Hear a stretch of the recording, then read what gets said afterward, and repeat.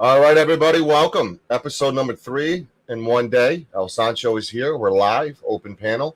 We're here to discuss episode 1 of Daniel Holtzclaw case, inside the case of Daniel Holtzclaw.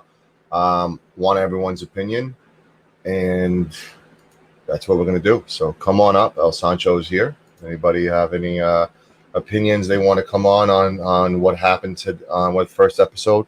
I know a lot of people were wanting to come up on panel. So I kind of want to take a little, hour break or so.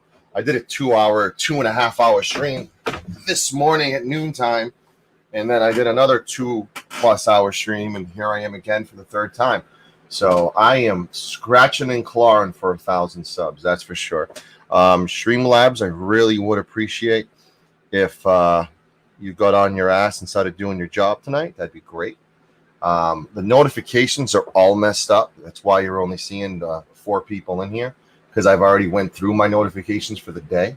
So please share this link and let everybody know that yes, I am live for the third time today, and come on up. I've used up all my notifications for the day. I only get 2. I used those 2 notifications earlier today. So this is kind of a bonus show. This wasn't really planned, but I got so much reaction from the chat while doing the show that I really felt it was important to kind of do an open panel to give both sides of the fence and kind of let's see what you think. Let's see what everyone thinks after the first episode. We have 3 more episodes to go. A lot is coming up. No one's getting notifications, Jackie, because I went live twice today. And I'm only getting 2 to go up. And this is my 3rd for today, so there's no notification for the day. But we just went live at about 6 p.m. my time with the Daniel Holtzclaw, inside Daniel Holtzclaw. That was about a 2+ hour episode. It's one of 4 series. I'm going to have a chance to plug it now. Again, we have a 4 series for the month. We just did tonight, 6 p.m. That's on the channel. If you haven't, go back and check out the episode. It was 2+ hours deep. We went over the allegations. We went over the charges. We went over the guilty pleas. We went over the test. We went over the interrogation. We went over a lot of blemishes. And we have 3 more episodes to shine a light on those blemishes and discrepancies. And I really think it's important. Next Monday night is going to be episode 2, 6 p.m. And the following Monday, 6 p.m. And then the following Monday after that, it's going to be 6 p.m. as well. So come on up. Anybody want to come on and kind of discuss the case? If you haven't seen it, feel free to come on up. Make sure you go see it. That's the big thing. Don, you got a notification. Awesome. We're getting some people coming on up now, which is great. I think that guy is innocent, right, Crispies? Right, did you see the episode? Daniel himself was aware of the episode tonight coming on, and when I heard that, I felt the weight of the world on my shoulders to make sure that I put out a product that was sufficient enough to get that word out there. And very grateful for the Discord crew of ladies that after the show I hopped on to kind of discuss it with them, where we can go from here as far as hi from Australia. Hello, Shane. Welcome. Welcome, Don from Australia as well. Hello to Joe Cool. Hello to Jackie and Arcus. No Name, My Two Beagles, Peanut, HPR. Hello. All right. Open panel, everybody. Come on up and chat with El Sancho. You got me 3 times in one day. Thank you to everybody who was listening to the morning show, the news show. The news show was, we had over 60 plus people on during the day at noontime. That's the first time I ever went on at noontime. So I really didn't have much expectations. I actually created that show like early this morning in Discord when I was talking to people from Discord. And I just said, hey, I'm going to create this, actually, no. That's actually what happened. I created it early in the morning. So, yeah.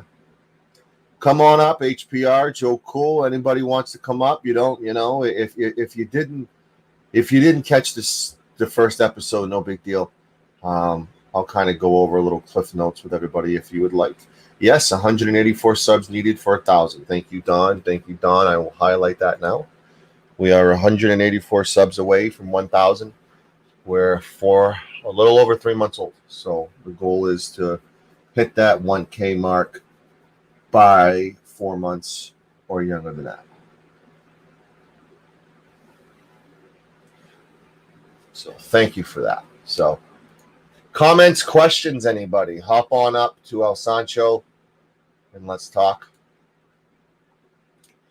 Went over a lot of evidence, in particular the bodysuit that Mr. Holtzclaw was wearing during the from the compression shorts with no fly to the undershirt to the socks to the bulletproof vest to the uniform shirt.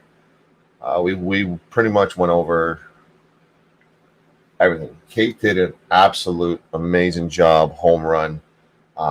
We went over the charges, the guilty plea that Daniel got convicted of and what he got convicted of and why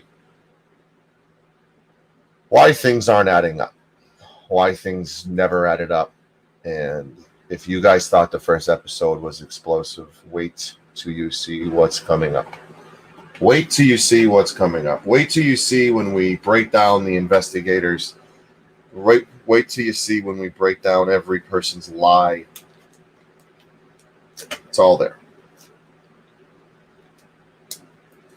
So, Anarchist, that's actually a really good point. I honestly didn't see any sufficient evidence showing his innocence from the show today, although I'm not doubting his innocence. That's why we have 4 episodes. That's why this is a month project. That's why we're on episode 1 of 4. It is the goal by episode 4 to not have a comment like this show up, because we want to leave no doubt that there is a individual in jail for the rest of his life. And in a lot of people's minds, he didn't do it. In a lot of people's minds, he was a victim of circumstance. He was a victim of Ferguson. When Ferguson happened, they were looking for blood. They were looking for justice. And you know what? Ferguson should have gotten that. And they did. Right after Ferguson, this went down. We dealt with a community, a country that was already angry. And we had a white police officer raping black women. It doesn't get more strong than that. It doesn't get more well scripted than that. Daniel didn't have a chance. Daniel did not have a chance for a fair trial. Daniel didn't have a chance for justice. Daniel didn't have a chance, period. And if we're looking at the media's job, whether you're pro-police or anti-police, you will agree with the logic to not believe everything the media is telling you. And what the media is telling you for the longest time has angered and fueled you to feel or think one way. What this series is going to be with the amazing team I've surrounded myself with is facts. Facts. We are going to, hit you in the mouth with facts. That's actually a really good point. That officer, that's a really good point. And the saddest part about it all is when asked about it, there isn't much. There isn't much on that because they think they got the right person. They think that the individual they arrested was the right person. And that's where I see a problem. That's where I see it problematic. 263 years in prison on 18 separate counts, including first-degree rape. Yeah, there's a lot of... See, the issue with finding the real suspect is if you're focused on one rabbit hole, you're not going to look at any other rabbit hole at all. Any other rabbit hole, absolutely at all. And that's the troublesome part, because your mind's made up on who, where, and why, that there's no need to focus on anybody else besides that. Hey, HBR, how are you? What's up, man? What's up, man? And did you get a chance to listen to episode 1 of Inside Daniel Holtzclaw case? No, man, that shit was like, what, almost 2 hours long or something, right? Yeah, we just did it. It was a 6 to 8 kind of deal. Yep. Could I ask for a quick summation, Sancho? Like the initial charge, I've seen it something to do with rape and things of that nature, right? Let me kind of throw an article out your way to kind of throw your... There's so much. So this is an Oklahoma cop. His name is Daniel Holtzclaw. Former Oklahoma City police officer Daniel Holtzclaw, at a sentencing hearing in Oklahoma City, the Oklahoma Court of Criminal Appeals says it will issue an opinion this week in an appeal filed by Holtzclaw, who's appealing 18 convictions and a 263-year prison sentence. Holtzclaw was accused of preying on black women that he encountered while on duty. And it is an Oklahoma court on Thursday upheld the rape and sexual assault convictions and 260-year prison sentence of a former Oklahoma City police officer whose case, now I need you to highlight this more than anything right now, whose case has been watched closely by the Black Lives Movement and some conservatives. The Oklahoma Court of Criminal Appeals unanimously rejected appeals by Daniel Holtzclaw that included a lack of evidence, excessive sentence, prosecutorial misconduct, a circus atmosphere during his trial, and a failure by the defense attorney to present an expert to offer an alternative explanation to how DNA of one of the victims wound up on Holtzclaw's pants. Prosecutors allege Holtzclaw, 32, targeted black women and girls while on. He was convicted in 2015 on 18 counts and 36 charges of sexual assault that occurred between 2013 and 2014. The DNA is the biggest thing, HPR. Contact DNA. Yeah, well, what's the date of this article? Is this current right now? This was 2019 was when the appeal got shut down a year ago. Okay. So this case happened between 2013 and 2014 was when the incidents were happening. He was convicted in 2015. I think my earbuds kind of went out on the DNA thing you read, but I did hear like the Black Lives Movement was, closely watching the case, and that's an interesting thing. And did I hear that maybe you and people in the chat saying something like there's not enough good, clear evidence?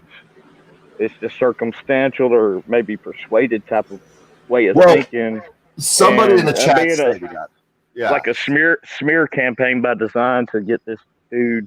But I mean, those are horrible. That's a lot of counts, though, dude. That's a lot of assertions. Look at what happened in Ferguson and how angry Black Lives Matter was, and the lack of justice they received in Ferguson. And then this case happened. And not only did this case happen, but you and I both know the logic is the police don't arrest their own. And not only are we breaking that logic, we're also throwing in a half a dozen women, black women, white police officer, black women. You see what I'm saying? I totally see what you're saying. Yeah. You see where it was essentially served up on a silver platter, in my humble opinion. Could you go back to the DNA thing? Yep. I can't see my tiny phone screen. The That DNA. sentence, I didn't hear what it even read in that sentence. If you could find it quick. So the DNA of one of the accusers was found on Holtzclaw's pants, but his appeals attorneys argued that could have gotten there through secondary transfer when he searched the 17-year-old's purse. Holtzclaw argued that because his DNA was not found in his own pants, the pants were not properly tested, and that the presence of his DNA mixed with that of the girl's would support his claim of secondary transfer. We also played when he was being interrogated. We played the investigator handling the gloves and handling the pants with no gloves. He had absolutely no gloves at all, which DNA from someone's hand can go on anywhere if you're not wearing gloves. Yeah, absolutely. Where was was it specific about the location where the DNA was found?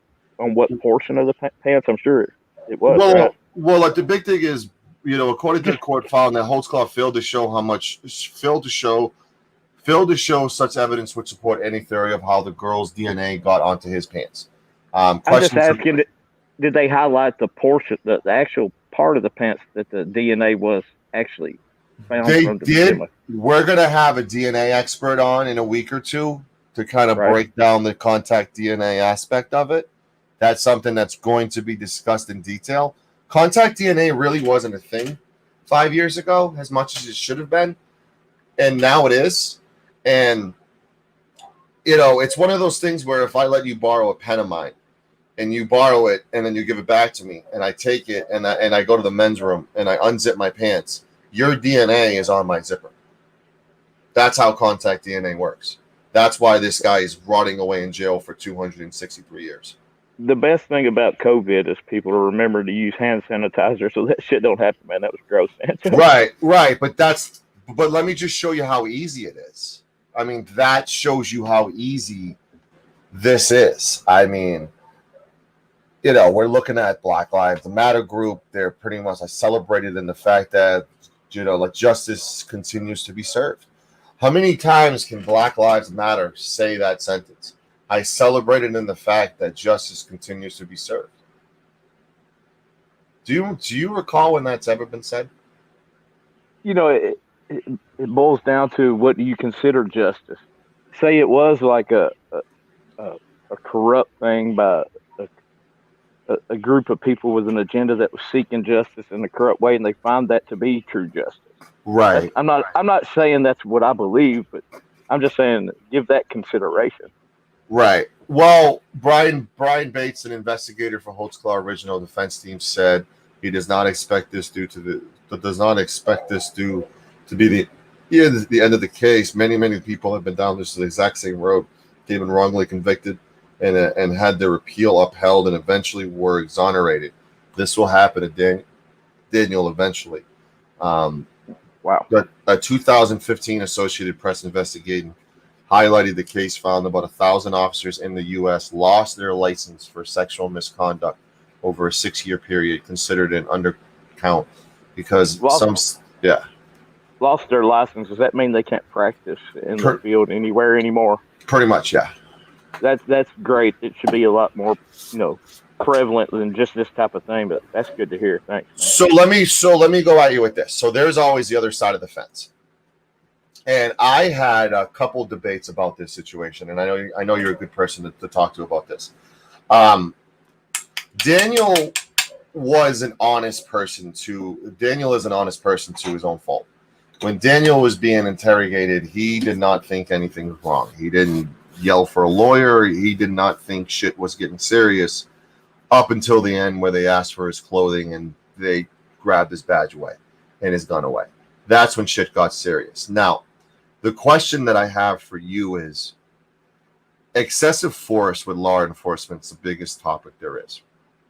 In my opinion, the other side of the fence roasted Daniel Holtzclaw because Daniel Holtzclaw has had reports of being excessive as a police officer.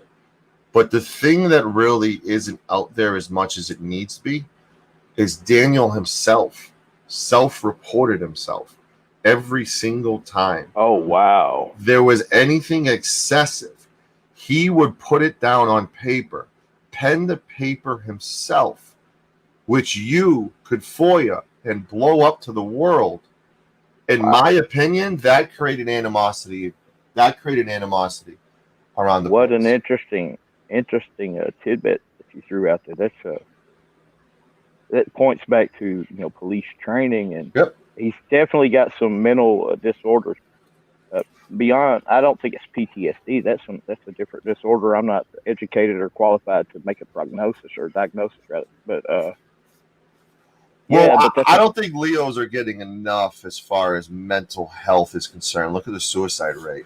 They should have a mental evaluation annually, annually. Absolutely. I know the suicide rate in New York City have been skyrocketing because of what they see on a daily basis. And I don't think we're doing enough for them. Just as much as I say we're not doing enough for law enforcement. We're simply not doing enough. And my question is, how can we fix it? How can we fix the flood and not drown anybody else in the future? And that's what we're doing.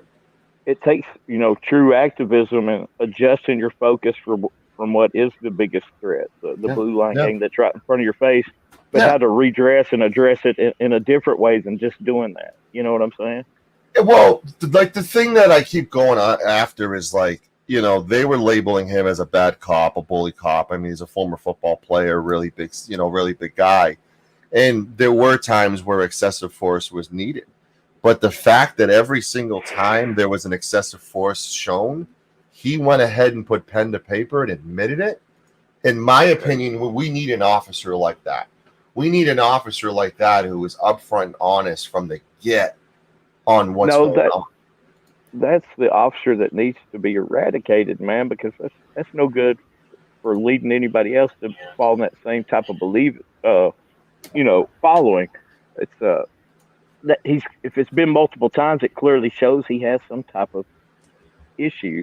But and being transparent about it, right, and them keeping him on that's a big issue, dude. Right, that's an issue to the point where it's a situational basis as far as what the excessive force complaints were. I'm going to leave it there. We're going to get more into it, but the fact that look at Ferguson, look at Darren Wilson, look at his excessive force complaints. It's pretty much empty. Look at what's going on with Elijah McClain and George Floyd, and you look at the excessive report complaints, and they're not through the roof. Yeah, all the internal investigations where they, look at themselves and say they acted within their policy on so much bullshit, and always are in protective mode of that tyrannical system, man. Yeah. But if you don't know something's going on, it's not going on. 90% of the police brutality we don't hear about because it gets swept under the rug. Yeah. It gets swept under the rug, but when someone like Daniel puts pen to paper and tells the world, hey, this is what's going on, letting the public FOIA and disseminate, does that look like someone who's not accountable? I hear you. That's someone who's willing to answer for his sins that he did commit, the flaws that he did commit. What about the 90% that we don't know about? Like you said, if you had to make an educated guess of the percentage of minority versus, the vast population percentage of Caucasian. How would that sway in your line of thinking or opinion? We can't really base it on anything. It's really hard to base it. I had a big argument the other day with somebody who claimed that there's only 10% of bad cops out there. And I know that's absolutely malarkey. And I know there's a lot more than 10% that are bad cops. I think that percentage is only growing and growing with social media and exposure. The shooting in Portland the other day, a big reason why the guy got caught is because he was identified by his neck tattoos. That individual a month prior was stopped on July 5th holding a loaded firearm at that same location. And you know what? That's the one. Trump thing. Yeah. He killed the Trump supporter. Yeah, the pepper ball. Yeah, he shot someone right in the freaking head. Just blew his brains out. Yeah, man. That individual who killed the person, was arrested July 5th at the same protest for holding a firearm, resisting arrest, etc. Law enforcement dropped charges. All they had to do was look at his Facebook. Look at his Facebook. He'll fly. His social media tells you he was a patriot looking to, do what needed to be done, kill if they need to be killed. It's all over there. Well, social media shows intent that he was going to do something stupid. Why are we waiting 2 fucking months for it to be done? So are you painting the picture that the Blue Line law enforcement, LEO gang, are hand in hand with supporters of their line of thinking that fall under the categorization as a militia or a protester, one or the other? You think there's some of that going on? It's that deep of corruption? I think the deepness is with overwhelm. I think they're so overwhelmed that they're dropping shit. They're dropping cases because they're so overwhelmed. And they shouldn't be dropping some ones that they're dropping. Flat out. I think they're overwhelmed.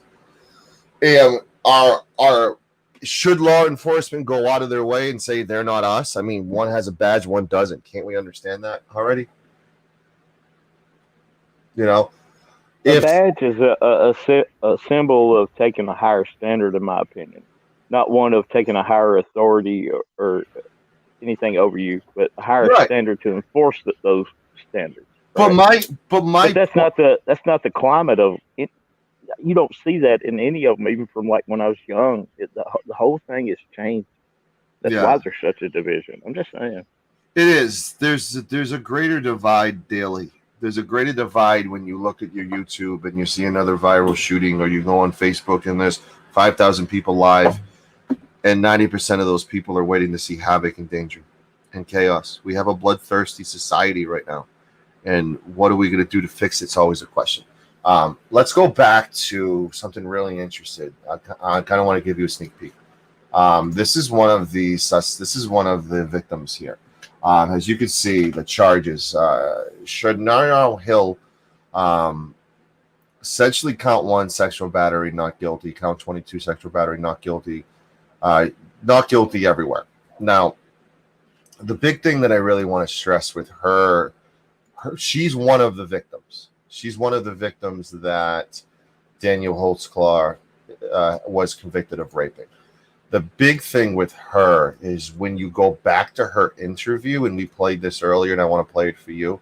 Check out what happens. And he's talking about just do it. And all clear through there. He's talking about the charges, and he takes the back of your head about 5 or 6 up and down. So about a minute. There was an incident that happened where she was on PCP and was essentially being rushed to the hospital. And Daniel was a security guard there with other people in the room. And she is alleging that she was raped in the emergency room by Mr. Holtzclaw.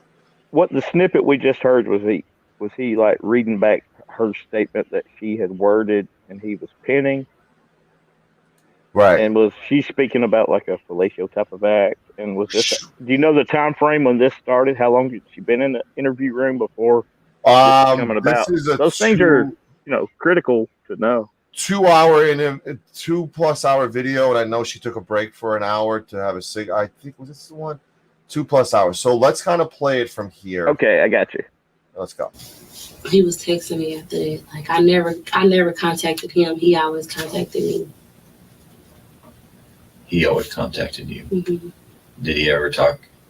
Is there any documentation from any of this that he was talking sexually to you? No, and he knew probably not to do that.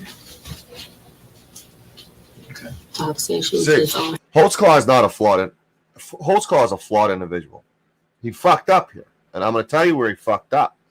He arrested this woman and friend requested her on Facebook after. That's a problem. Oh my God. That's absolutely. That's a beyond fucking problem. And the big part about these series, and a big part about the activists that are behind this, is they stick to the facts. And this is one of the facts that we have to stick to because it happened. You know what I say, El Sancho, is fuck some red flag laws that can be profiling and crazy, but maybe some red flags like this shit that you just pointed out as policy, right, to to the police department to make these changes and eradicate these type of problems. So so this is a whole interview with her. They did not, this victim, they threw out the charges and they found Daniel, with her specifically, not guilty. Why do you think they found that out with her? Just a wild guess, and then I'll play the video and show you why. They're going to pin it on, I guess, the PCP part of it. I'm trying to get him to say, like, I asked him, like, what do you mean? I said, help how? I don't get it, because he's been telling me this whole time. I'm trying to get him to tell me, what do you mean? And that's on Facebook. Yeah. But you don't have any text with it. No. He said, last thing he said, you went back and let me know about it. And maybe I can help or explain what's going on. They gave me his number again. So I'm like, help how? I don't get it. When's the last time you talked to him? Because you went to Houston July 3rd. Yeah, so. With the prison, right? Mm-hmm. Okay. Well, if you can see, like, on these, most of the times that he was writing me, because by this point when I'm saying help how, that's the only time I really just text back. Like, this gap right here. Since you got out of prison, have you talked to him? No. You talked to him in prison? No. You talked to him in jail? No. The last time probably was when I said that, actually. When I said, my phone is charging, call you in a minute. What day was that? No, not that one. This one right here. Help how, I don't get it. What day was that? March. That was March 4th, 2014 at 5:34. Okay. Because this little gap right here, like that time and this time, and see, he kept texting me and stuff, trying to get me to call him and stuff, but he just. Okay. And so then finally when he said he was gonna help, yeah, I was like, help me how? I don't get it, because by this time I'm at. Okay. That's okay. And basically, we kind of go through everything there. You're chewing on the vial, you're spitting it out. They have you lay on the ground. They tell you to get rid of it, but you're not. And so they call the ambulance. The ambulance takes you. You get washed. He washes that. You're naked. You eventually, after going through the ER, you go to a totally different room, and you're in there alone. He comes up to you, and I've got which side of the bed, so I'm just running through this. He comes up to you, and he keeps talking about your breasts are out or your titties are out, one of the two. And at some point, he comes up, grabs one side, lifts up, squeezes. He comes again, squeezes again after he's kind of hitting up about. How's her body language, HPR, in your opinion? She doesn't seem open at all. She seems on a defensive stance. Her legs are crossed, her arms are kind of crossed, it looks like, and she's kind of slouched over. But I have some of those same, mannerisms myself, just from not being anything other than a slouch. Right. Working with him. Then he comes up again. I know there's back and forth with the bathroom. Squeeze. A third time, but then this time he is having your hand come up.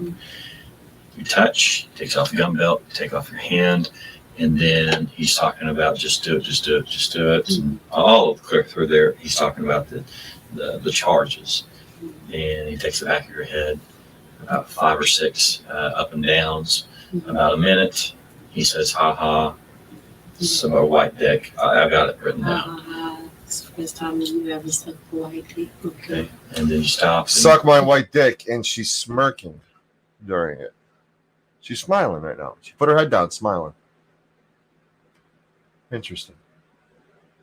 And then he buttons up everything, puts you on the phone with your mom. At one point, After that, he comes right back around and he slips up 2 fingers up inside your vagina. And then he takes you to jail. He's standing over you when they ask you the question about have you ever been sexually assaulted. He walks away. A couple of weeks goes by. Facebooks you, starts talking. You go to jail about a month later. Then you're out. Hold on 1 second. Talking. Yep. You're out those tactics as they're training, right? How even though he's kind of, I don't know if he's reading back her statement or if he's reading back statement. But or he's kind of doing a summation and paraphrasing a little bit, but he's still guiding everything, even when he's doing that. Exactly. You hear those tactics. It's a guided thing. And you've only seen one of there's so many more interviews where that investigator is doing that style on a consistent basis. I would say her demeanor and body language looks one of defeated and smug, kind of like what you're talking about. Defeated and smug is almost like I'm doing the wrong thing and I know I shouldn't be doing it, but I'm doing it anyways. I'm going to stand behind my guns because this is who I am. But law enforcement. I can respect that, though. Law enforcement tells you to do something, and you have a long history of law enforcement, a criminal history like she has, and you're being told to do something. You might think you're kind of safe afterwards. In episode 3 or 4, we got a lot of bombshells to drop. We have a lot of bombshells to drop about that. Such a brainwashing tactic. Yeah. Watch this. I'm sorry. Before you even go to jail, he comes over. Right. He whips out his penis. He tries to get you to go down on him, go drive around the corner, have sex with him. You're like, no. He briefly talks about the charges. And you don't do anything, no touching. And then the bond, jail, out, still some contact. And then Houston, then he tries to get a hold of you, unless you got a warrant, but you're in Houston. Okay, we've got the Facebook messages, everything like that. Right. Anything you tell me today, has it been any lies, anything like that? No. Okay. Well, you've been pretty honest about stuff. So, you got any questions of me? I don't know. Is that like, was the other girl situation, was they like mine? Interesting question, HBR. Was the other girls' situations, was they like mine? What do you think about that kind of question? Interesting, it's interesting in a way, but it's kind of predictable. And I can kind of set that aside and point to,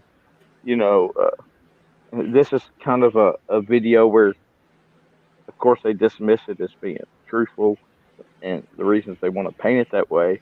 But it's all to fit their narrative in it. When it comes down to, trials and court dates, they're trying to build their side right here. So it's just you ready for that narrative to get fucked up? Yeah, hit me with it. Well, I can't necessarily go into that. Okay. Have you ever talked to anybody about their situations? No, I don't know nobody else that he done there too or nothing that. Okay. So this is good evidence? Well, you tell me. I think so, because y'all, even if he didn't even rape nobody or nothing, he's still in contact with people. What? I missed that last you 5 seconds. It dropped low. I'm gonna turn my earbuds up. Turn it up. I'm gonna play it again. It's about a white dick. I've got it written down. Whoa. First time you ever sucked a white dick. Okay. And then you stop and then he buttons up everything. Before you even go to jail, he comes over. Right. He whips out his penis. He tries to get you to go down on him, go drive around the corner, have sex with him. You're like, no. He briefly talks about the charges. And you don't do anything, no touching. And then the bond, jail, out, still some contact. And then Houston, then he tries to get a hold of you, unless got a warrant, but you're in Houston. Okay. We've got the Facebook messages, everything like that. Right. Anything you tell me today, has it been any lies, anything like that? No. Okay. Well, you've been pretty honest about stuff. So, you got any questions of me? I don't know. Is that like, Was the other girl's situation, was they like mine? Well, I can't necessarily go into that. Mm-hmm. Okay. Have you ever talked to anybody No, about their situations? No, I don't know nobody else that he done that to or nothing that. Okay. So this is good evidence? Well, you tell me. I think so, because I mean, y'all, even if he didn't like even rape nobody or nothing, he still he's getting in contact with people that he was. Thoughts? Wow. Even if he didn't rape nobody, he's still in contact with people. Which we both agreed. We both agreed that the Facebook thing was a fucking stupid idea. But are we looking at a misdemeanor to a felony kind of deal? Comparison. I want to go back. Go ahead, Sancho. No, go ahead. Hell, I lost my train of thought. I'm stoned. No. Like we're looking at 120% dumb fucking move. Contacting somebody you arrested. Thing, yeah. But that's what she said at the very end. At the very end, her comment was, even if he didn't rape nobody, that doesn't mean it's okay to contact people. And then there was audible after that. Yeah, she's throwing that out there like that. Putting it on Front Street on something she probably didn't even realize she did it. I was thinking back about the body language comment. I did notice when it was ending, when you replayed that again, that her posture changed and she popped up. She was happy, man. Yeah. And she come up and was smiling and trying to give it the finishing broad stroke over the masterpiece of this thing with her signature at the bottom with a fine, not broad stroke, but a fine stroke. And, push her on agenda, which would point to possibly be aligned to some corrupt type of agenda. Right. Now, it's an interesting story you've got up here, man. We are going to touch upon a lot for the next 3 weeks. We did show a little bit of the interrogation of Daniel himself. Daniel, HPR, Kate, who we had on today, is a giant advocate for Daniel, who at first thought. By the way, yep. Is that Kate from Masso? No. Okay. Different Kate. This is Kate from Oklahoma. Kate had a video call today with Daniel, and Daniel became aware of this series and was very happy to see new voices out there fighting for him and doing what can be done to free someone that a lot of people feel is an innocent man. A lot of people feel that. So, Can I go off the rails real quick for just a moment? Yes.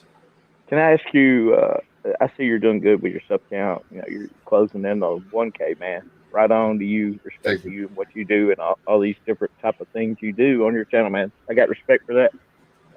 I had a question though. Did you start out in Discord before you started actually uploading to YouTube? I'm just curious. No, I started off on another channel that you recently had a little spat with the guy, the old guy, about CFW and allegations, and I actually like I'm going to remember that. Yeah, well, it was a really good thing. Someone saying something with no proof, and I do have an HBR poster in my wall for that between you and me. But no, I started off over. Don't send me no damn pictures, man. Now are you?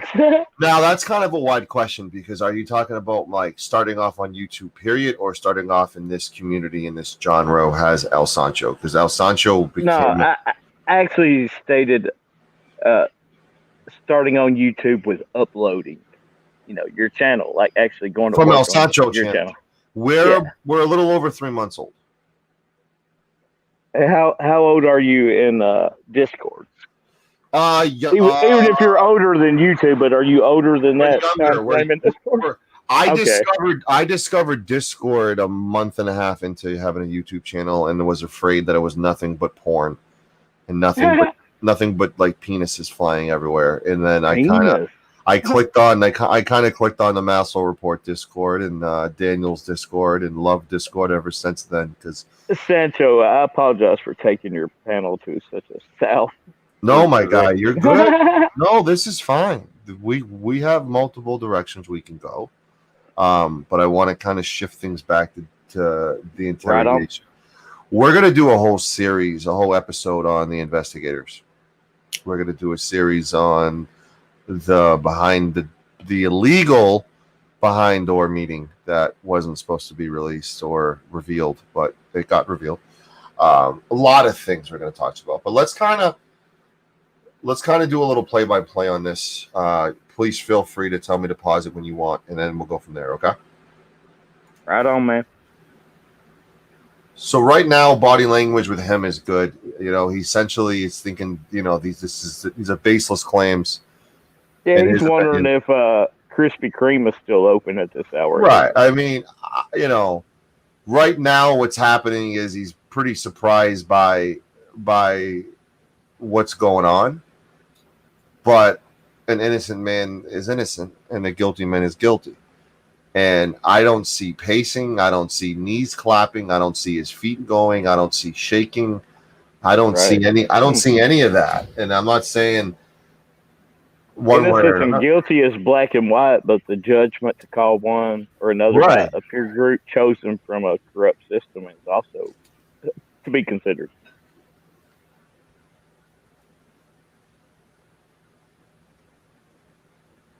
You there, Sancho? Yeah. Yeah, I was done. No, I'm watching the footage. I don't see it. Okay. There we go. You created some more work. Fixing to go. I just talked to Carrie. Yeah.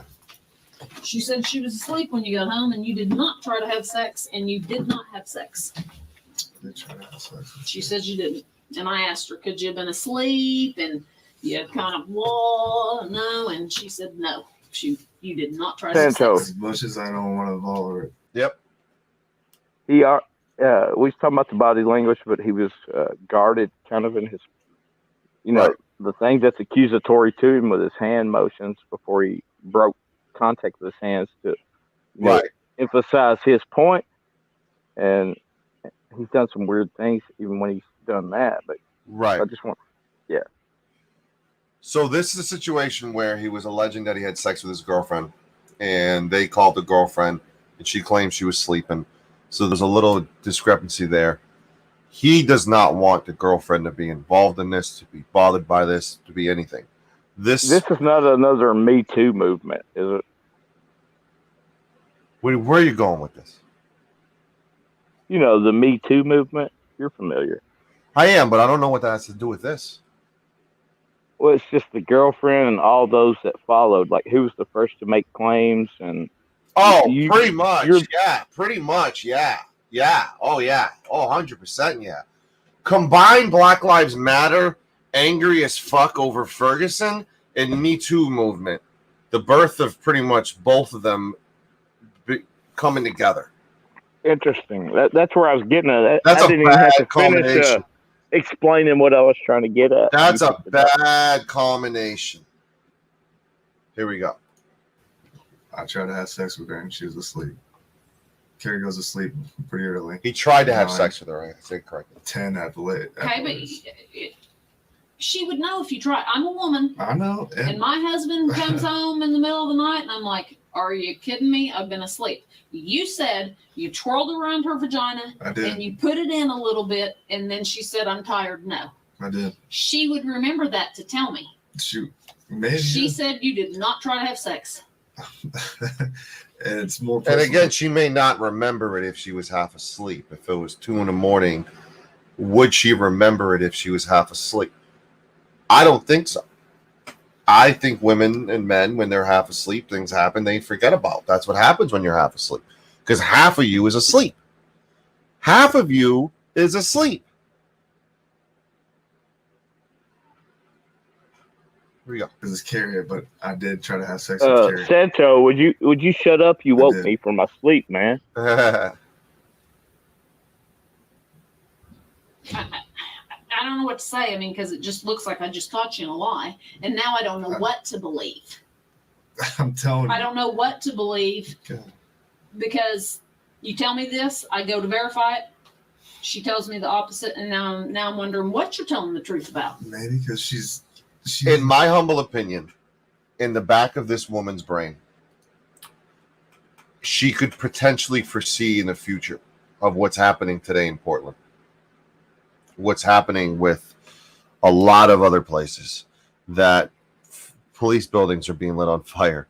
That is there. Right when this is going on, this is a realistic possibility that this may happen. Realistic. Keep in mind, because in my opinion, the way both of these investigators, we're going to get into it so much more later, but the way these investigators approached and the way these investigators interviewed, it gave everybody the perception of an open, this was done. This was closed before it was open. Their mind was already made up. Everything was already made up, in my humble opinion. 3/4 asleep, but not half. Well, I guess it's a question of insertion. There was no insertion. I think you'd remember it more if there was insertion. But don't drink the Kool-Aid. Sorry for the adult conversation, HBR, but I think don't drink the Kool-Aid and don't take the unsolicited or wanted insertion, right? Right. Know what the heck's going on? No, she doesn't. I didn't tell her. And I'm glad, but detectives calling her, any other officer asking her a question like that, I know. she made me scared. And I don't want to involve her, but she's involved. And also keep in mind, she's at the gym right now getting a cold call out of the blue, and she's questioned like right now. I don't care if you're squatting, I don't care if you're bench, I don't care what you're doing. If you're on a treadmill, I don't care. I'm asking you a question, you're going to answer it right now. That is the legitimacy that this investigator is taking and bringing it towards Daniel and making the accusations that I think you lied to me. Now I have a problem with you because I think you lied to me. well, friend, that's you need her involved for you. Right. But now she's given the story that you're not given. I'm telling you, I tried to have sex with Carrie, my girlfriend. She is going to remember your weenie twirling around her hoo-ha. You remember that. I'm sorry, I don't care how much of a sleeper you are. You remember because it pisses you off in the middle of the night. You go, are you serious? Don't bother me with that. Maybe you should call her and ask her if she's a deep sleeper. Because there's multiple times I've tried to do that. Multiple times we've had sex. Multiple times she has pushed me off. You told me that you have sex every day, and she says you did not have sex today. We didn't have sex today. No. We didn't. Well, you said you have sex every day. Mostly every day, yes. So if I call her back, is she going to tell me that you'll have sex every day? We did not. This is just highlighting more of that tactic of interrogation process. I'm going to steer and guide it and break you down to you bow down and give me the responses I want, where I can play that out in my defense when we're in court with the lawyers or whatever. It's bullshit, dude, man. I don't know all the facts or nothing, and I came in late. I'm dropping off, but I wanted to thank you for, lending ear to old hillbilly from Tennessee right on that barely made it out of high school and show me some respect. Respect to you, bruh. I love you, be good. I love you, my guy. Stay out of trouble. Please come on. Please feel free. Shine the light and let the light shine on you, man. Right on. Peace. All right. Anybody else want to join? There's the link, panel link. The bot is broken. I don't know. Streamlabs has been broken for like 48 hours now. I think Streamlabs can't keep up with the amount of streams I've been doing. All right. Hop on up. Sex, but recently, mostly every day, yeah. I'm a woman, and I know what it feels like to be woke up for sex, and I don't like that. And you remember it, and I don't believe you. I'm telling you the truth. I'm sorry. I tried to have sex with my girlfriend.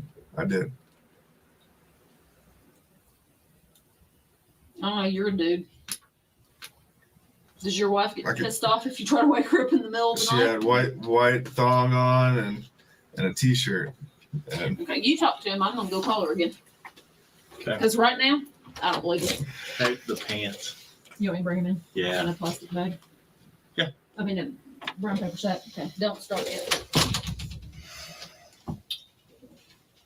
I don't know. And that's probably her message or whatever. I don't. She's like, what? And I wish Well, we're not gonna involve her, Carrie. Well, we're not gonna tell her. You're gonna have to explain whatever the situation is.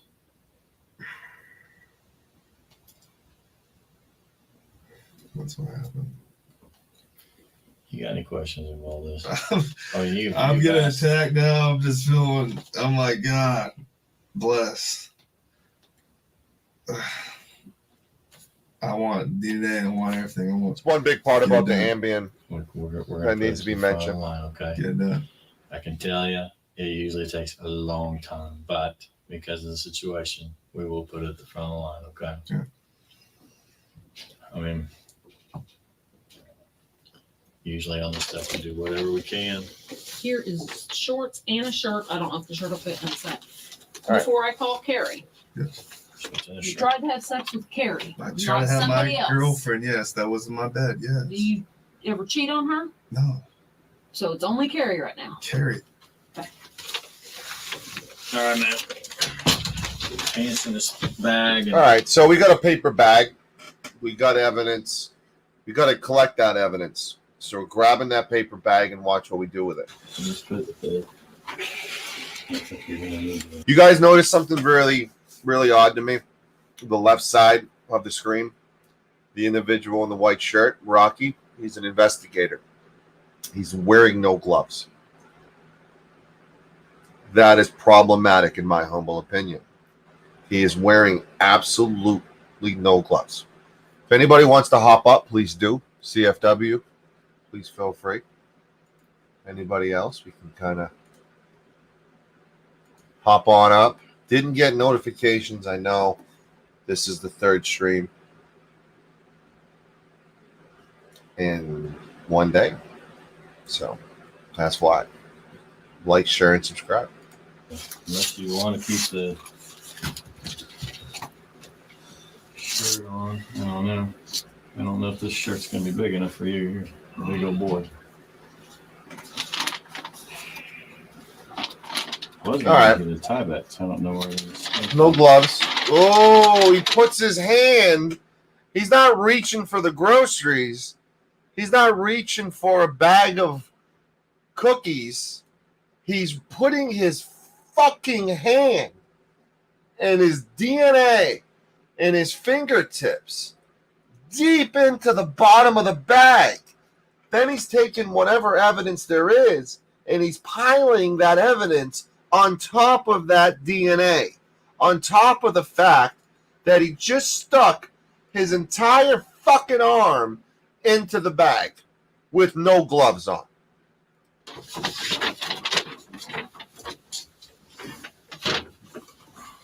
Then he puts the bag on the ground. God knows what DNA is on that ground. Well,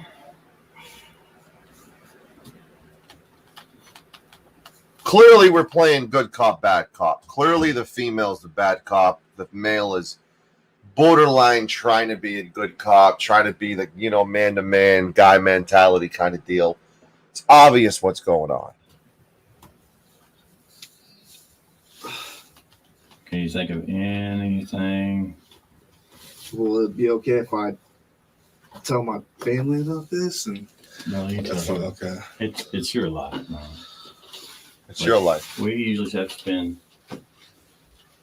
as much time anytime there's an allegation, okay? Trying to clear up the matter, one way or the I other. just Okay. don't want my girlfriend involved, It's something. I try to have sex with my girlfriend. As bad as that sounds, and as bad that sounds when she's asleep, yeah. So we're looking at body language. We're looking at the previous interview we had with one of the victims.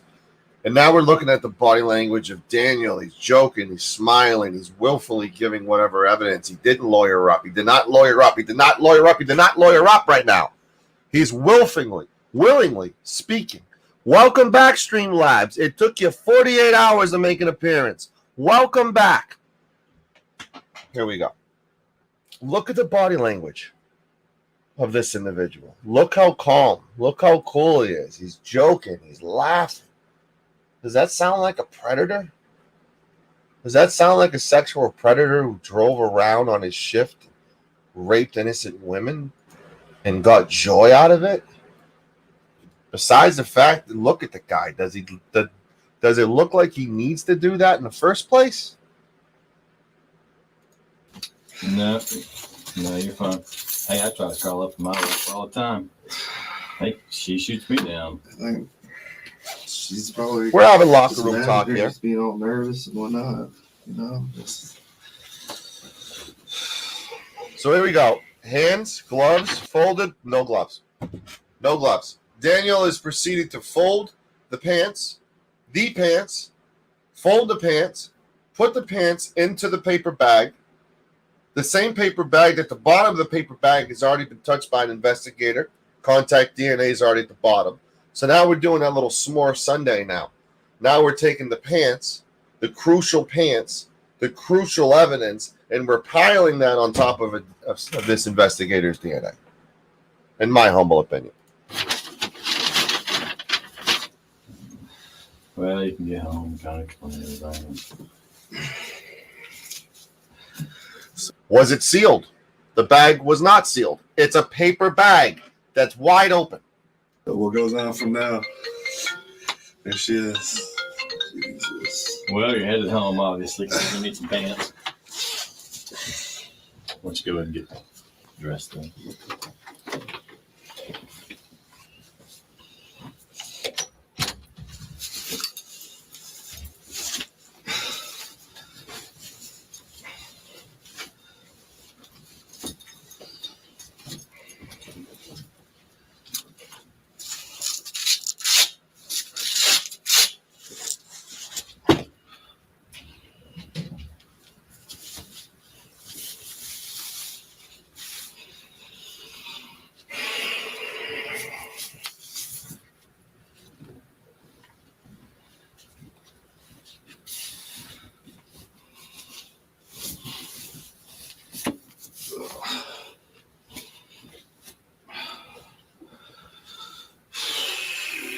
So here's the time when he proceeds to call his girlfriend after his girlfriend got calls from the female investigator.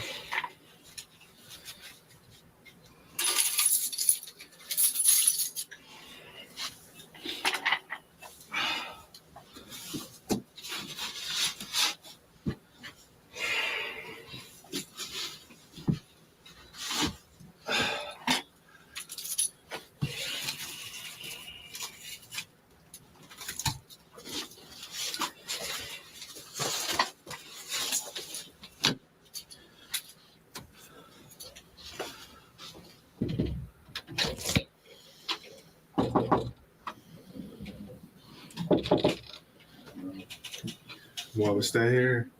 Yeah, stay there. Hey, we're really done with you. Okay. Just hang tight. Can I message her and say I'll because she's probably blowing on my phone. Go Just ahead. like, heck, I'll You're fine. talk to her. You're fine.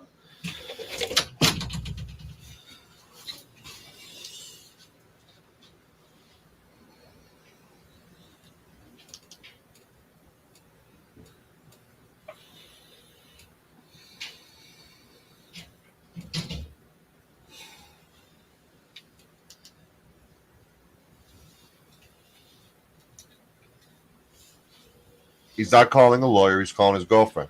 Lawyer has not been once mentioned, according to what I'm seeing from this long interview. What his girlfriend thinks about this seems to be the number one thing on Daniel's mind. Baby. Bev. I need to tell you what's going on. It's crazy. I said, when I'm basically on my way home, and I'd like to talk to you. What's going on? It's crazy. Yeah, they gotta give me a ride. So I don't know, probably 10, 15 minutes. So I get 15, around there. I don't know, 15, 20, 30 minutes around there.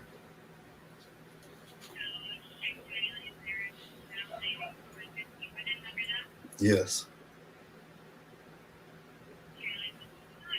I don't know. I gotta tell you, it's crazy. It's nuts. I gotta I love you, okay? I think shock is still in play right now. Digesting it, he's having a difficult time chewing it all. But I don't see pacing. I don't see stammering. I don't see a man who thinks the rest of his life is ruined. I don't see that right now. I see someone who is a little overwhelmed, who is in a little state of shock, which is a normality.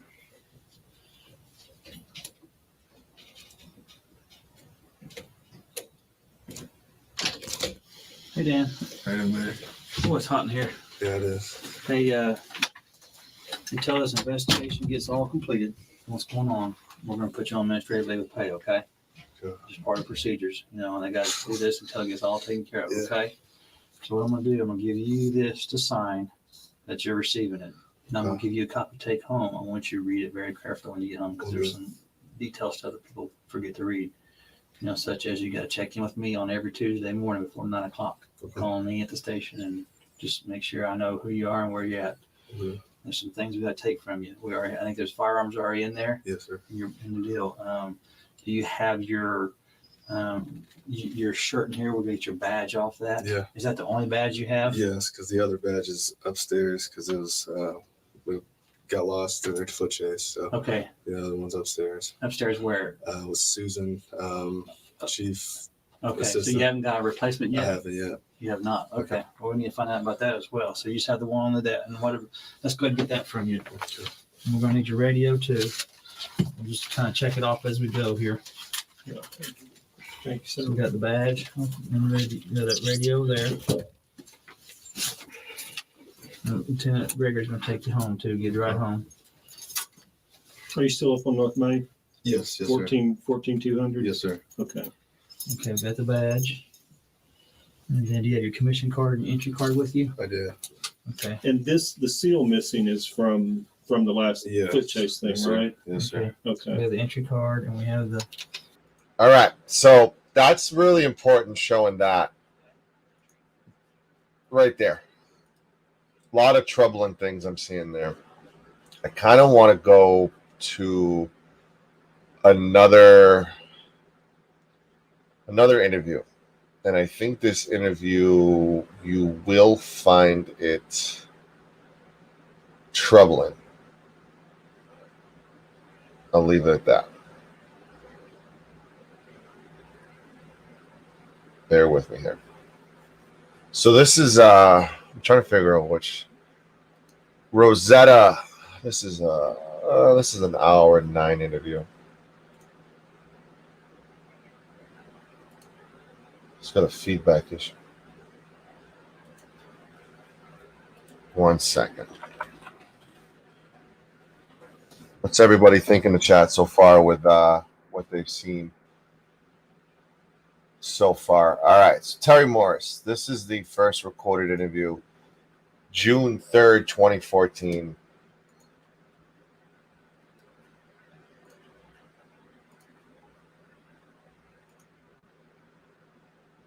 Here we go.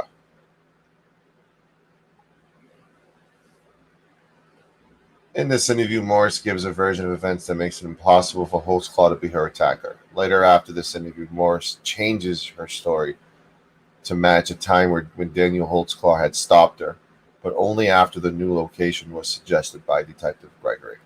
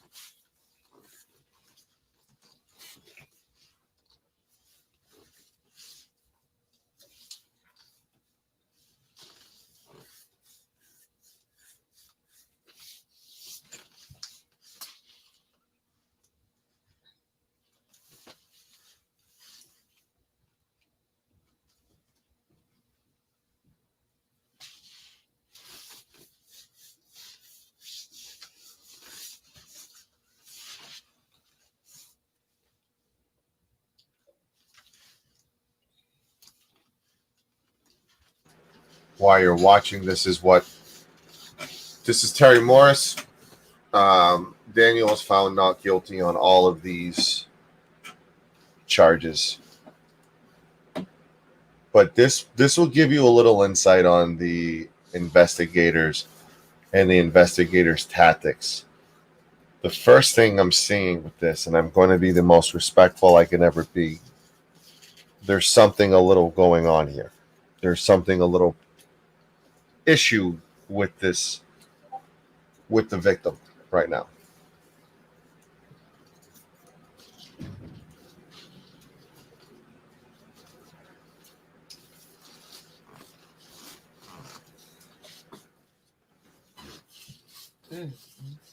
Please. With all due respect, does this look like someone you want to take a credible statement from?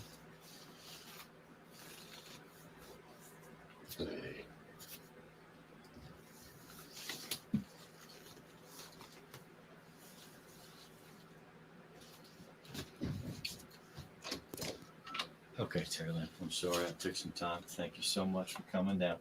Is it all right that I have my uniform on? Yeah, I was scared. Okay, you want me to take off my gun belt, anything like that? No, I was Okay. scared because I don't know what police to trust anymore. Okay, well, I don't even know who the guy is. I understand your concern, okay? And like I say, I've worked sex crimes a long time, okay? And I've put cops in jail. I've put handcuffs on cops. And I've sent them to prison before, okay? I sent a lot of child molesters and rapists on to prison, okay? I don't care if they're a cop, firefighter, preacher. I just want to be there because I'm leaving at the end of my aunties. Okay. We're going back to California with my auntie. California? At the end of the month, yeah. Like you and your family? Okay. But my other family will be here, my sister and uncle. Her looks is not being questioned. It's her demeanor. It's her behavior. Very difficult. It's her state of mind, more importantly, that I'm wondering with an issue with. At the wrong place, it's the wrong time, right time, whatever. I understand.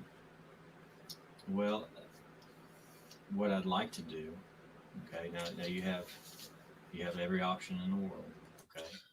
But you know, I got to encourage you to go through and talk to me, okay? I can't have this guy running around Oklahoma City. But if somebody else can do it, I don't want to. I just want to leave it alone. I want to try to get these. I just want to get this out of my. Okay. Well, I just want to drop. I just want to be left alone. I understand, and I'm not trying to harass you, okay? I take a lot of medicine. I just want. Well, I like I say, I'm not trying to harass you. I know. Okay, I really. I know. I'm just trying to look out for a lot of women out there. I know. And I can't do it. I'm not strong enough. I can't. Okay. Is it even possible that I could show you some pictures? No, I don't want to. Please. I just want to leave it alone. I just want to go. I just want to go back my life, please. Okay. Please, no. I don't want to see him or nothing. Oh my God, no. Body language is definitely different from the first one to the second one. My deal is I don't even want to chase after the wrong guy, you know? Okay, but I don't want to. Please, no. I don't want to be a part of nothing no more. Okay. Can I ask you this? Why is there anything that I can do? Okay. Is there anything that I can do to persuade you to help make you stronger? No. Sorry, I'm sorry. I just can't. Please. Let me ask you, Terry. And I know you don't. This to me, please. I know you don't know me. Okay. I know you don't. But I just don't want to be a part of it no more. I'm sorry, scared from the get go, and I just want to leave it alone. Let me ask you this: do you have children? do, or you very close to your children? Are they going? Are they going Sir, with I you? don't want to. I just want to sign the paper, please, please, please. Give me 2 more minutes, Thank you, and I'll fill it up God, as I help talk. me, Jesus. Okay, I'll fill it out as I talk. Jesus, help. Is your kids going to California? Or are they staying? They're grown. I understand. What would you think if they got stopped by this guy? And they're not. Please, I don't. I can only think right now. I could. That's too much for me. This is too much for me. It's obvious. It's too much. Yeah, I just. Is Not it, long before that, I just got to mental hospital before that happened to me. I just can't. where have you been staying? I was at the shelter. What shelter? She rescued me. Then before that, before I even went to the shelter, I was at Woodward Mental Health. Where's that at? In Woodward, Oklahoma. Oh, Woodward? Oh, I thought you were at a rehab here. I was after I came from Woodward. Okay, so you went. Woodward is a mental health. Okay. And then you went where? I was at the City Rescue Mission. I was in the BTL. Did you? Faith-based. Where's that at? Downtown. Right there. So bad. What's the name of it? City Rescue Mission. But you said that there was a faith. BTL. BTL? From what I understood, you left a rehab. I don't. Please. Oh, God. Well, you got to understand. You can't blame me for trying. You know, I don't like predators. I'm not gonna. I know. I can't. I'm just not gonna answer no more questions. No disrespect. I just can't. Give me an address I can put down, because I got to have an address for this. 812 East Hill is my granny's. 812 East Hill. Fast forward a little bit. No, I don't know, because I'm not. See something?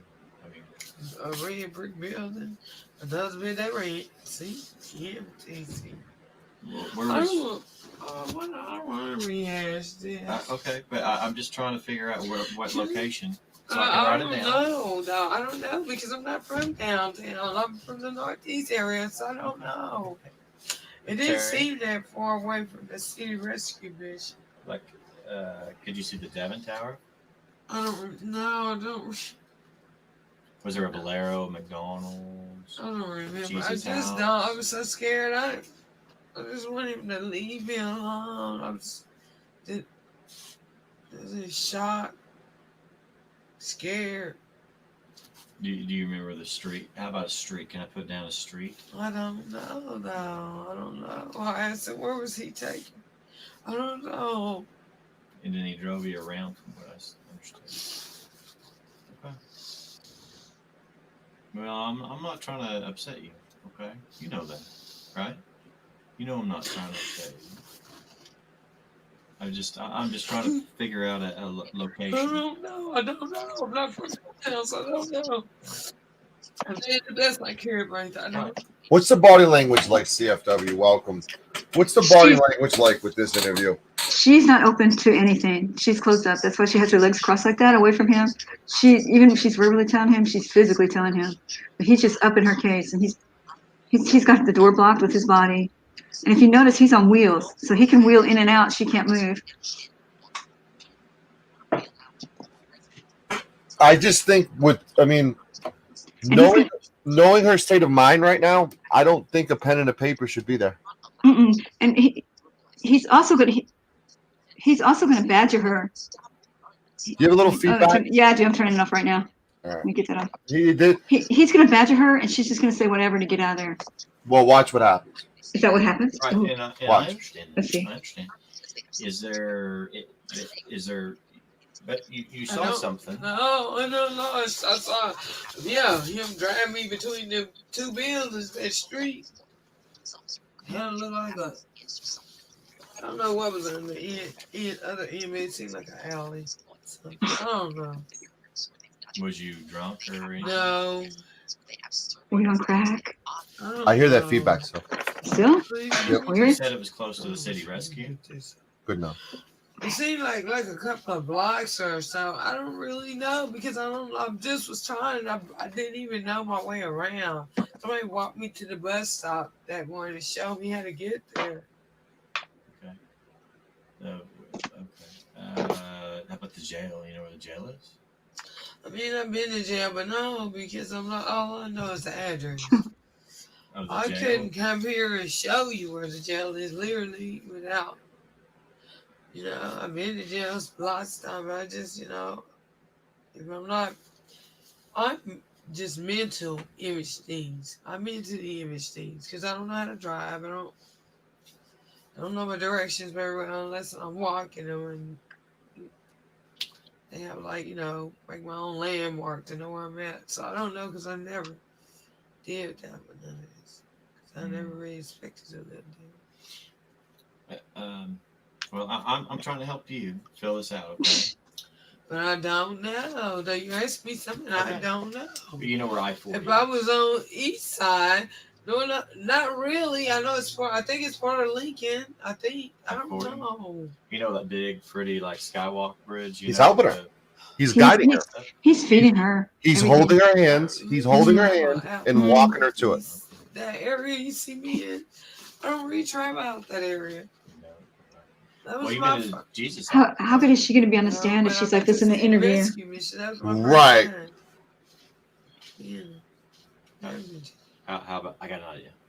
Uh-oh, If here we you go. walked out the front doors on California, which way would I put? Okay, but listen, this is so difficult. I don't know because I was coming back.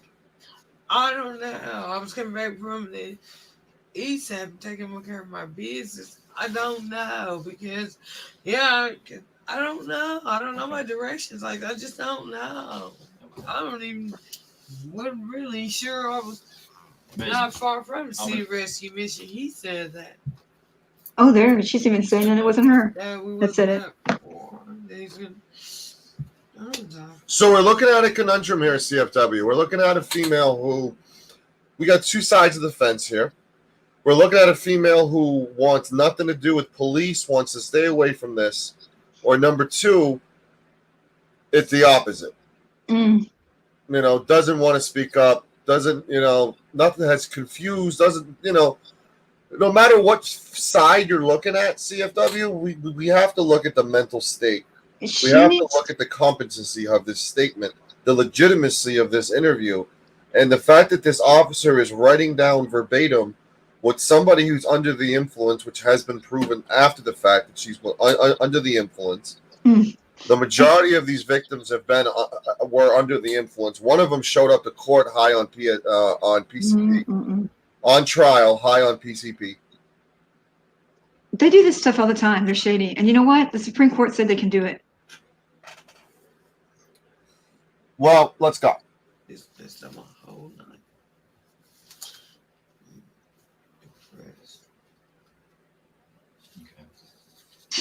She probably can't even read what she's going to sign. I gotta have you sign this, okay? See, I knew she's going to sign something. But you gotta put it like an actual. She just wants out. Yep. Yeah. She can sign whatever. Whatever She's your not. reasons She just wants are, out.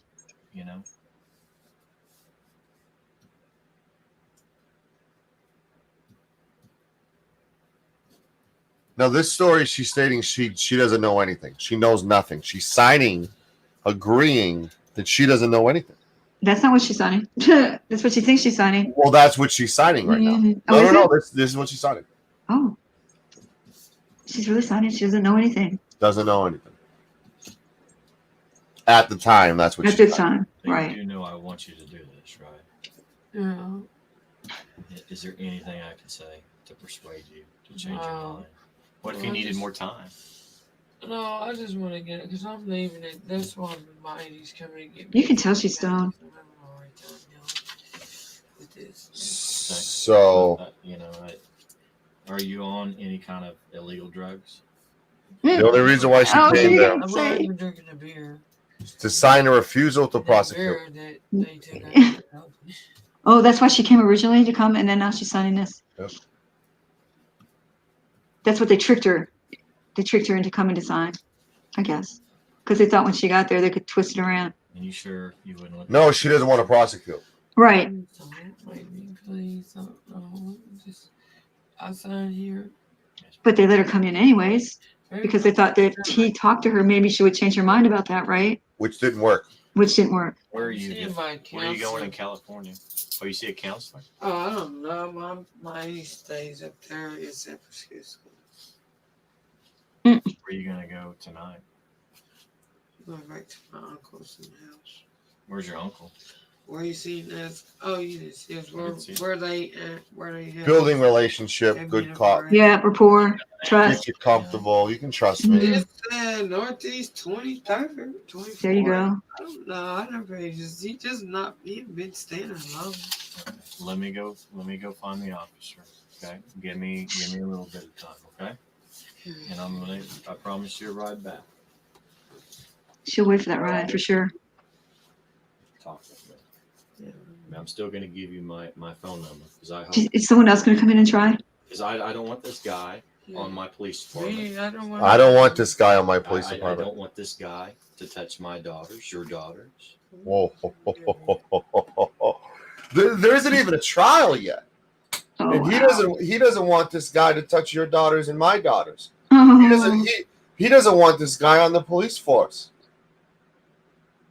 We haven't even chosen juries yet. We haven't even charged them. I wonder why they're not protecting him like the blue line. See, well, we already discussed that earlier. Oh, my bad. We discussed multiple things earlier. There was what's called a list. This is the only time we're allowed to talk about lists on this channel. When they were, after the initial complaint, they went through every single call and traced him for months, pretty much.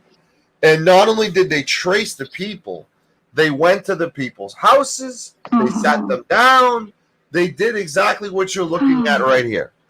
They grabbed a bowl of cereal, and they're hoping to spoon-fed it. Yes, Sarah. Yes, but why do they want to get rid of him for? They just want a scapegoat? Well, we talked about earlier, I don't know if you heard it, about the excessive force. You know a lot about police. Yeah. Have you done a lot of FOIAs on police officers? No. So they actually followed him for 6 months. They went through 6 months. I have my expert who was on tonight in the chat They somewhere. followed one of their own people for 6 months? Sooner they followed after this, after the first allegation. They pretty much trailed and chased and interrogated and investigated and everything. So you do a lot of like FOIAs, correct? Yeah. Do you ever FOIA a police officer's background? I do. I've done, well, I have, like, only when I get in trouble do I do it. Like, I've done, like, their personnel records. Excessive force? Yeah, well, it's on there because if you get their personnel records, it has what they've done. What do you usually see when you get those excessive force reports? You know what? I have trouble getting them, number one. I don't get them. They don't include them. And they just don't. Have you ever seen Hard them? to get them. I know that Justin Pulliam has gotten a bunch on them before, but I never see excessive force ones. I don't think they give me everything when I FOIA request stuff. I don't trust them that way either. Do you think they don't want to give you that because they don't want it out there? That's exactly why they don't want it out there, especially with me, because they know I'll just make a video about it. Do you think they record it? I don't know. Do you think they do? Do you think they have I don't know.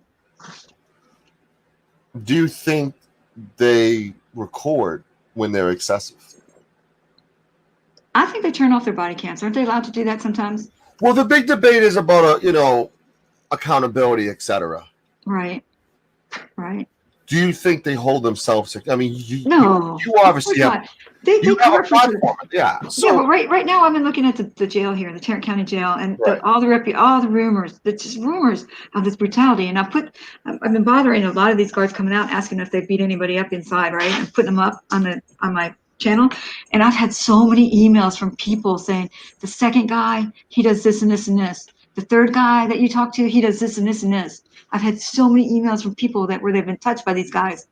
It's amazing, but I bet you, guarantee you, if I pull their record, ain't nothing in it. guarantee you. Because I think people are afraid to report it, number one. And number two, I think it just sort of disappears from the time somebody writes it out to the time it gets in a file.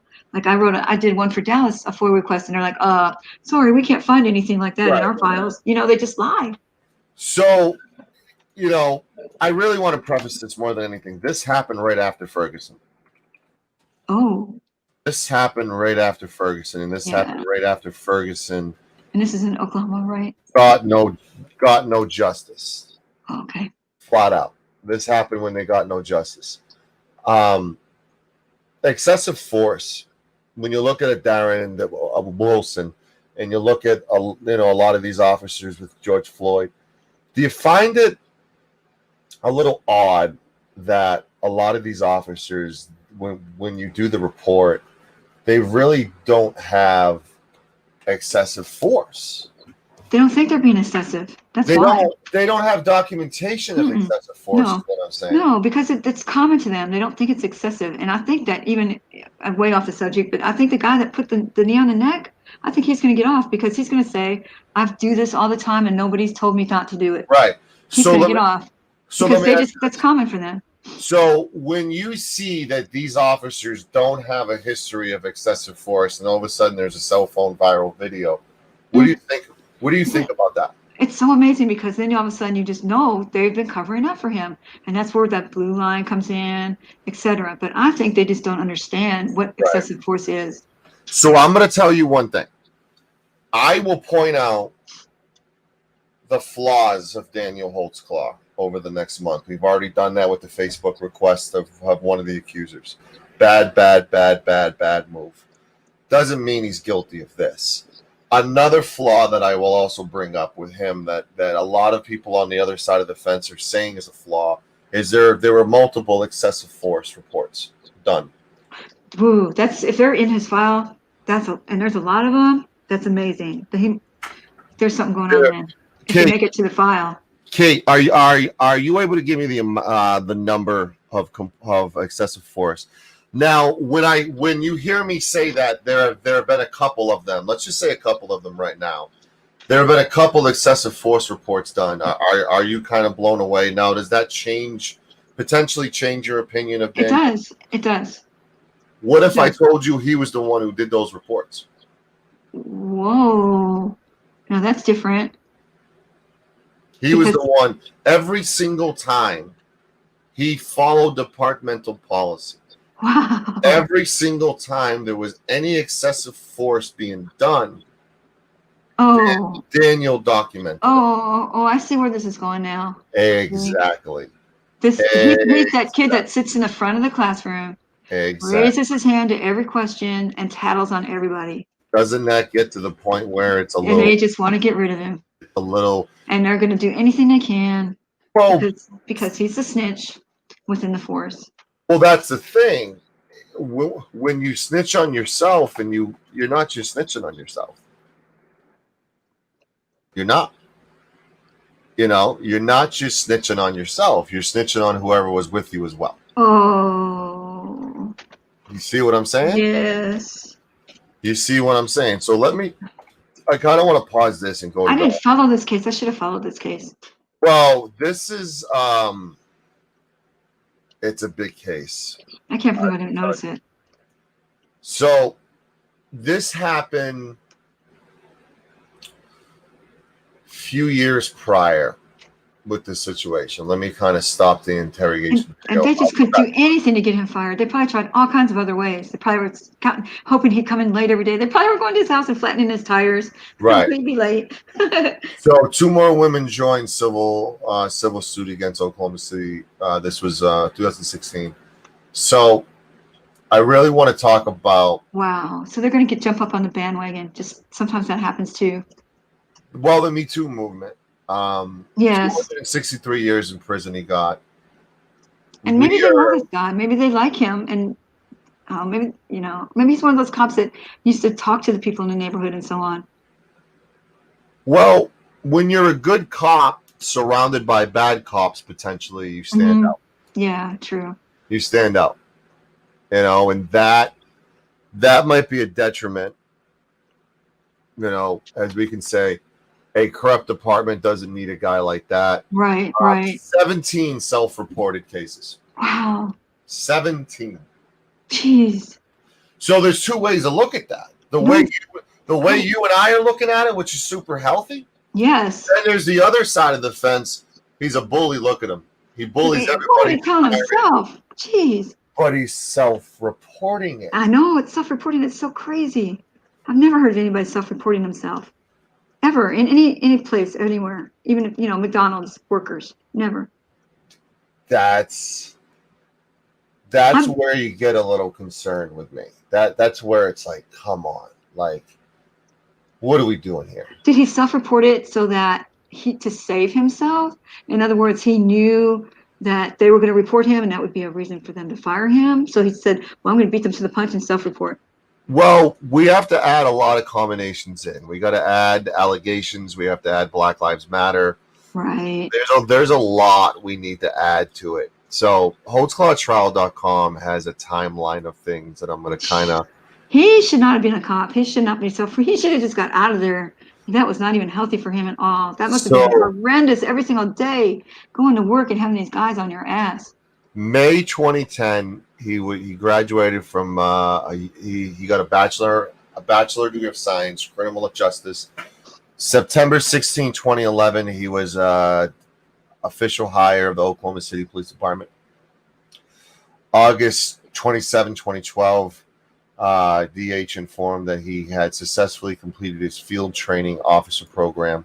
Oh, that's good already? That's it. That was fast, a year. You see how fast that was? Yes, that's kind of too fast.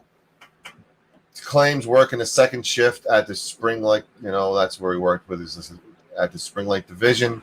Next year. 2013, he was issued a 2002 Ford Crown Victoria take-home vehicle.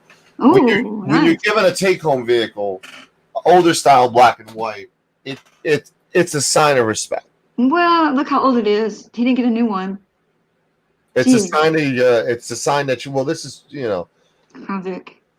DA successfully completes his OCBD probationary period 2013. So let's talk about the first kind of swing here, the first controversy. Another reason we have to look into the law enforcement excessive force. May 1st, 2013, an incident occurred. And Daniel Holtzclaw, along with other officers, was involved in an on-duty use of force incident resulting in a no-fault death of 38-year-old Clifton Armstrong. Medical examiner ruled Armstrong's death an accident attributed to excited syndrome due to methamphetamine toxicity. That can't happen. Right. That can't happen.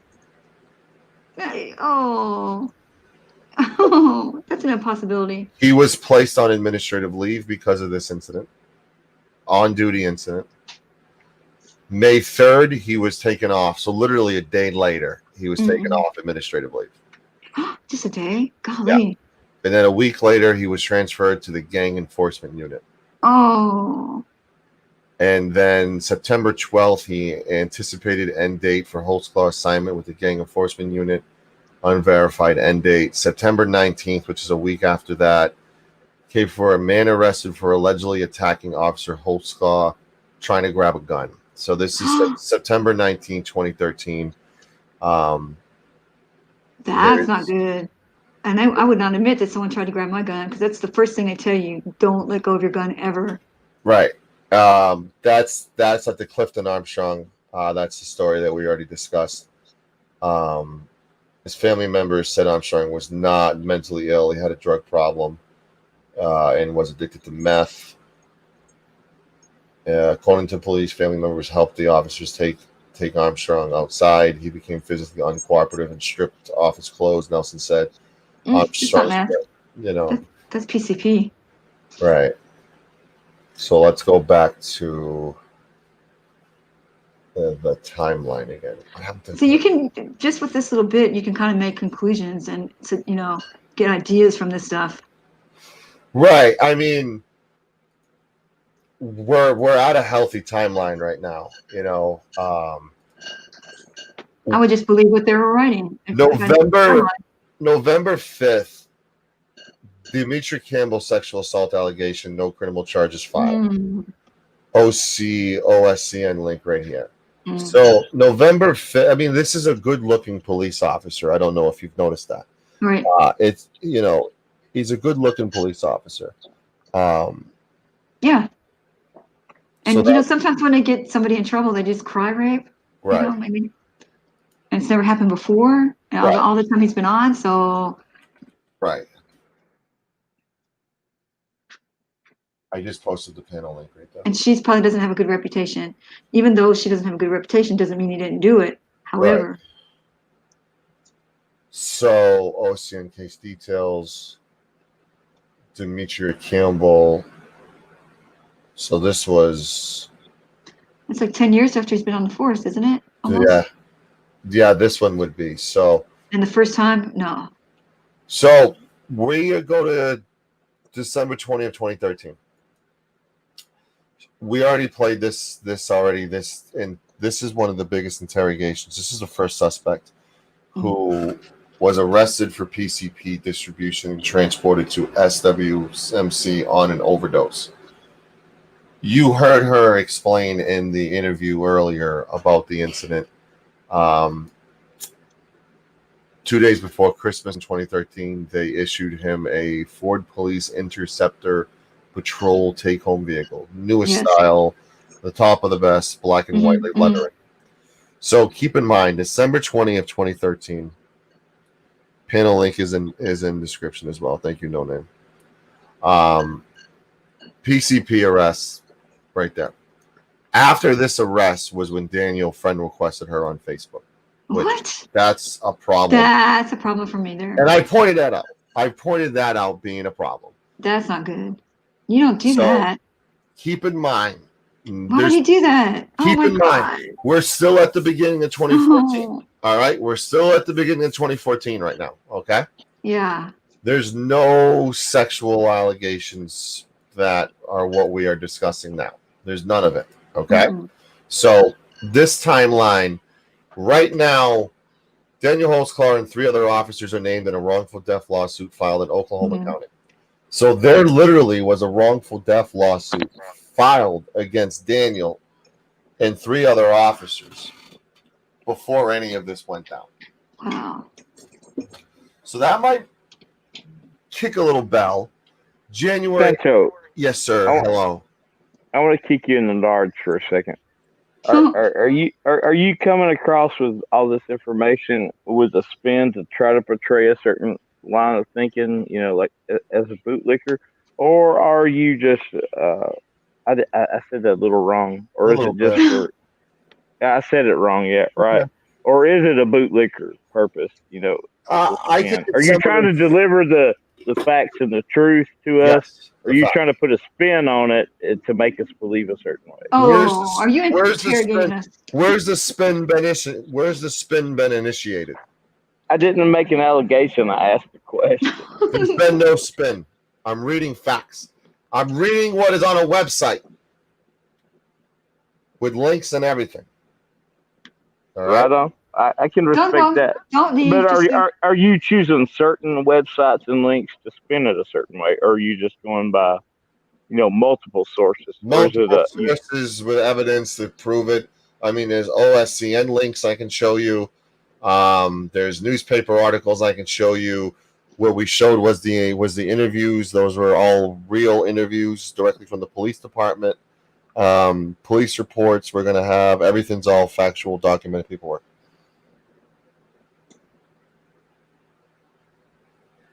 Okay. So keep in mind. Again, not making assertions or allegations, just making a question. December 20th, 2020, the arrest for PCP happened. The fuck up occurred January 8th, 2014, when Daniel Holtzclaw friends are on Facebook. That was the biggest. That's an issue, in my opinion, that happening. January 9th, Daniel Holtzclaw goes over to her residence off duty. Again, another one of those issues, January 29th. Now, we're looking at a police report factor hitting us with, or what? Yes. Oh, those are never false. Okay, gotcha.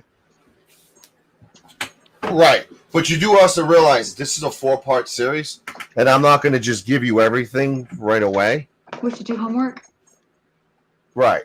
I'm not going to just But- show everything right away. There's a 4-part series to it. You should also always consider, like you just said, the information you're delivering is from a police report, which is very, very well been documented, be riddled with falsehoods and lies. Right. I agree.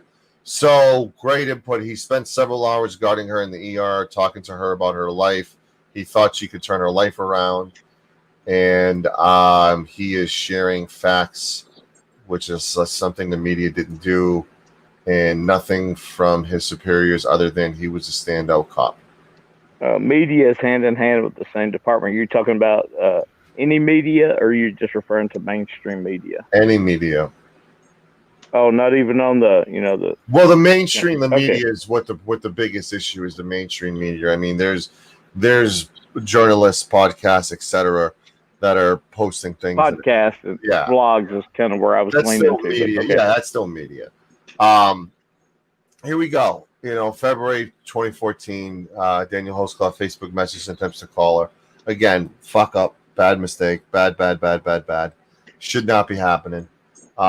February 26, 2014, Daniel Holtzclaw runs Tabitha Barnes in computer. Again, running someone. Why is that significant? Was he checking her out before he did something to her? That asked the question there. February 27, 2014, police chief emails Chief's Directive 14-1 to all department personnel, directing them to no longer turn off their patrol car radios. Oh. MDC and AVI GPS systems went off duty. Went off duty is a big thing. Our local media is fueled by DA's office and the chief. Oklahoma is what's in there. Sarcasm, I put that shit on everything. It wasn't in agreement when I said those things. But yeah. February 27th again. Tabitha Barnes, there's a report there. Tabitha Barnes reports burglary at her residence. Daniel Holtzclaw and the several officers respond. Barnes makes no mention of alleged assault early that morning. Next day, Oklahoma City Police Department, the Wilkie did a follow-up meeting with Tabitha Barnes via phone regarding the burglary the day before. Spoke with Tabitha Barnes. Again, no mention of any appropriate behavior. No mention of raping, no mention of sexual assault, no mention of anything like that at all. March 12th, we're going to go a little bit further ahead now. Mrs. Barksdale claims to have been assaulted by Daniel Holtzclaw, later deemed a false accusation, and she was charged with making a false report. Mm. So keep in mind that we already had a spark up of a female claiming to be assaulted by Daniel Holtzclaw, later deemed a false accusation, as she was charged with making a false report. So now we're looking at when shit got real 48 hours after that. So 48 hours. Did she get charged with false reporting? She was charged with making a false report. Mm. So 48 hours later, Carla Raines, that whole situation happened to count 2 with Carla Raines. The fast forward 11 days later, was she convicted of I gotta look into police report? Kate, can you answer that? Mm. There's so much. That's important. Charged and conviction are two totally different things. Right. There's so much in this case. It's been going on for 5-6 years that there's so much to unpeel, that there's a lot of small things like that need to be focused on that I don't know of, but I think Kate's going to answer that in just a few seconds. They should have just fired him and told him to go away. That's what they should have done. So let's look at some of the victims here. All right. Narrative steering from the corrupt system is always going to be fucked, no matter how we spin it. Just saying. So do you guys remember when I told you about the list and they were going through the past 6 months of what he was doing? So this is what you're looking at. You're essentially looking at the list of things that he does, and they're matching it up with the allegations of the people that were either convinced, manipulated, confessed, whatever it may be. Daniel Holtzclaw stops Florine Mathis at Northeast 15th and Jordan Abbott 4:50 p.m. No allegation of assault. Daniel Holtzclaw stops and runs Carla Johnson through a computer. No allegation of assault. March 26th, Tabitha Barnes counts 6. We're going to look at April 8th, 2014. Daniel Holtzclaw runs Terry Williams through a computer. Tabitha Barnes related boyfriend. So that's another thing that this officer did that was wrong, running people's names through the system. You know, that stuff's a little problematic in my opinion.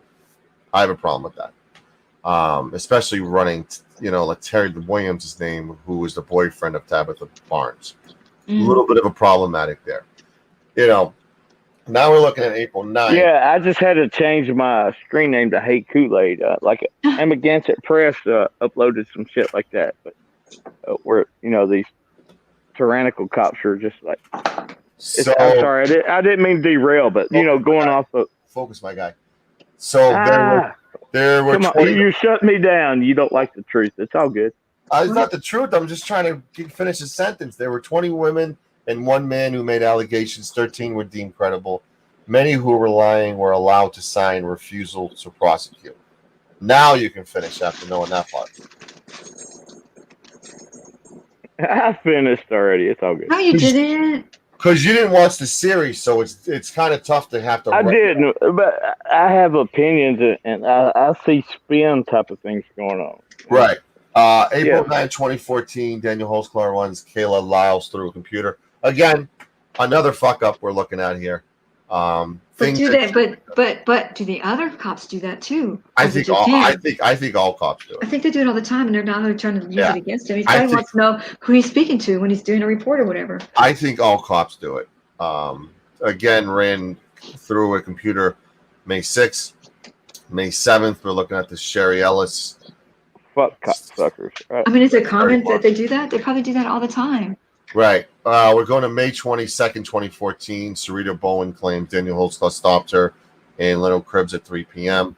Okay. So fast forward to the 48 hours later, Terry Morris, who we already seen with the whole interview with her, during a heated public domestic, makes allegations to police of sexual assault, which later becomes counts 35 and 36. So we're looking at the counts right now, the way they're like numbered. Terry Morris already on May 8th, 12, 35, and 36. So keep in mind, she wanted nothing to do with prosecuting at all. They must have got something on her. She really didn't want to prosecute at all. So these are the stops that he made and called in. So that's what they're saying. So Terry Williams was the sex offender who was found sleeping in Tabitha's kids' rooms. That's why Daniel ran her. You see where there's always another side of it? There you go. Terry Williams was a sex offender who was found sleeping in Tabitha's kids' room. That's why Daniel ran her. Well, I would run her too to see how. These are stops he made and called in. When you are reading, he ran these women. He was calling them in. Oh. Jimmy's, she was already on panel for 2 hours. So he was stopping them, and okay. She's running the chat tonight. So again, Terry Morris, during a heated public domestic, makes allegations to police of sexual assault. I find that part really interesting. So he was calling them in when he stopped them. So it's just common. Which is common. I mean, everything was super common. Check for warrants and all that. 48 hours after that. See, we're seeing a certain window here in May where all these charges are starting to bang up, and we're already at 13th and 14th with Carla Johnson. Hey, would you add the opposing side of this controversial topic? You're hitting us with one side of all these facts, but what's the opposing view that makes it so controversial? What are those opposing facts? That's why we have an open panel tonight for people like you to come on and give an opposing view. Yeah, I don't know, man. I haven't been privy to this story before you stream. That's why I didn't hear about it either, and it was supposed to be really big. Right. The reason why I did 3 shows instead of 2 was because people in the chat wanted to hop on the panel and give an opposing view. So let's go. I've been doing it all night. I'm not opposing your view, but I am highlighting it. Seems like you're putting a particular spin on it to make everybody realize it without giving all the opposing views yourself. But I'm not privy to the case or story before I jumped on here now, right? So is he telling us that she did it, he did it, or he didn't do it? He's not really telling us anything. He's Sancho is keeping it open for topic debate, right? But he's got a spin going on, and I'm not privy enough to all the facts other than what I'm hearing now. I don't know if he did it or didn't. I'm Agree reading or a oppose. website. What kind of spin do you have when you read a website? Believe everything you read on the web, man. Don't get triggered, man. What? I'm just saying my opinion. I'm web's reading fake? a website. The web's fake? I didn't know that. These Can are I point all... one thing out, El Sancho? Yes. Okay, you said like she's on drugs and look at her, and you put up her mugshot, correct? No, I didn't say she's on drugs. Look at her. Oh, okay. Well, then what'd you say? I said she's under the influence and she should not be recorded as an official statement. Look at her. Okay, and then She you was. put up and then you put up her mugshot, right?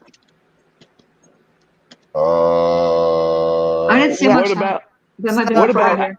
I just what wanna about the notion of believing alcohol is forget a it truth then. serum? Holy shit.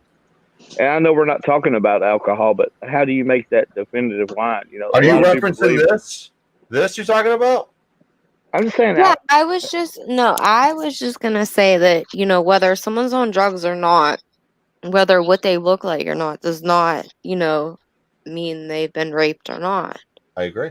And that's kind of what I got from you. I think if you don't put your feelings so much into this will work out a lot better. That's just my opinion. It's not Opinions, haha. hell I'm yeah. not trying to like punk them or anything. I'm just giving my No. opinion. Opinions, hell yeah, that's what I said.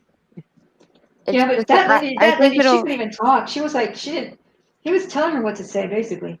That lady. He was steering the fuck out of that interrogation. Who knows how long she'd been there before she acted Right. in She that was ready to regard that go. we're seeing now. You know, you need all the facts, not just what's being given to you. And the jury doesn't even get all the facts, which is really, really bad too. They don't get Amen, to see all that. CFW. Right on. Right? They don't get to see all that either, and they don't get to see everything. Only what's presented. Woo, that's good stuff, man. Thanks, Joe Cool. Consider that, people. Right on, CFW. So June 18th is when Kyle Lyle's report, which was count 17 through 20, and Jenny Liggins, which was count 15 and 16, which was one of the guilty pleas, one of the guilty convictions was that individual, and she reported alleged assault. Crime scene investigators process her vehicle. Daniel Holtzclaw shows up for his shift that day and is interrogated by sex crimes detectives. Mm-hmm. Daniel Holtzclaw is placed on administrative leave. We saw that. That's justice, right? Administrative leave. He's probably still getting paid while he's not doing shit. Let's go home. Let's go home and get paid for it. So 48 hours after that, the sex crimes detectives create a profile of women to begin to interview Black females with a history of drug addiction, prostitution. That's what the profile that was created, with the presumption that was what Daniel was preying on. Oh, that's his type. Now, where did they get that from? Propaganda? Is it directed by corrupt movement to point it that way, backed by another corrupt movement like our local police to be hand in hand to make it happen? I'm just saying. Right. Did a bunch of people come forward, or did they seek them out? They sought them up. Well, it was the majority of sought out, but there was definitely a portion, because it was on the news. A couple of these people, reached out.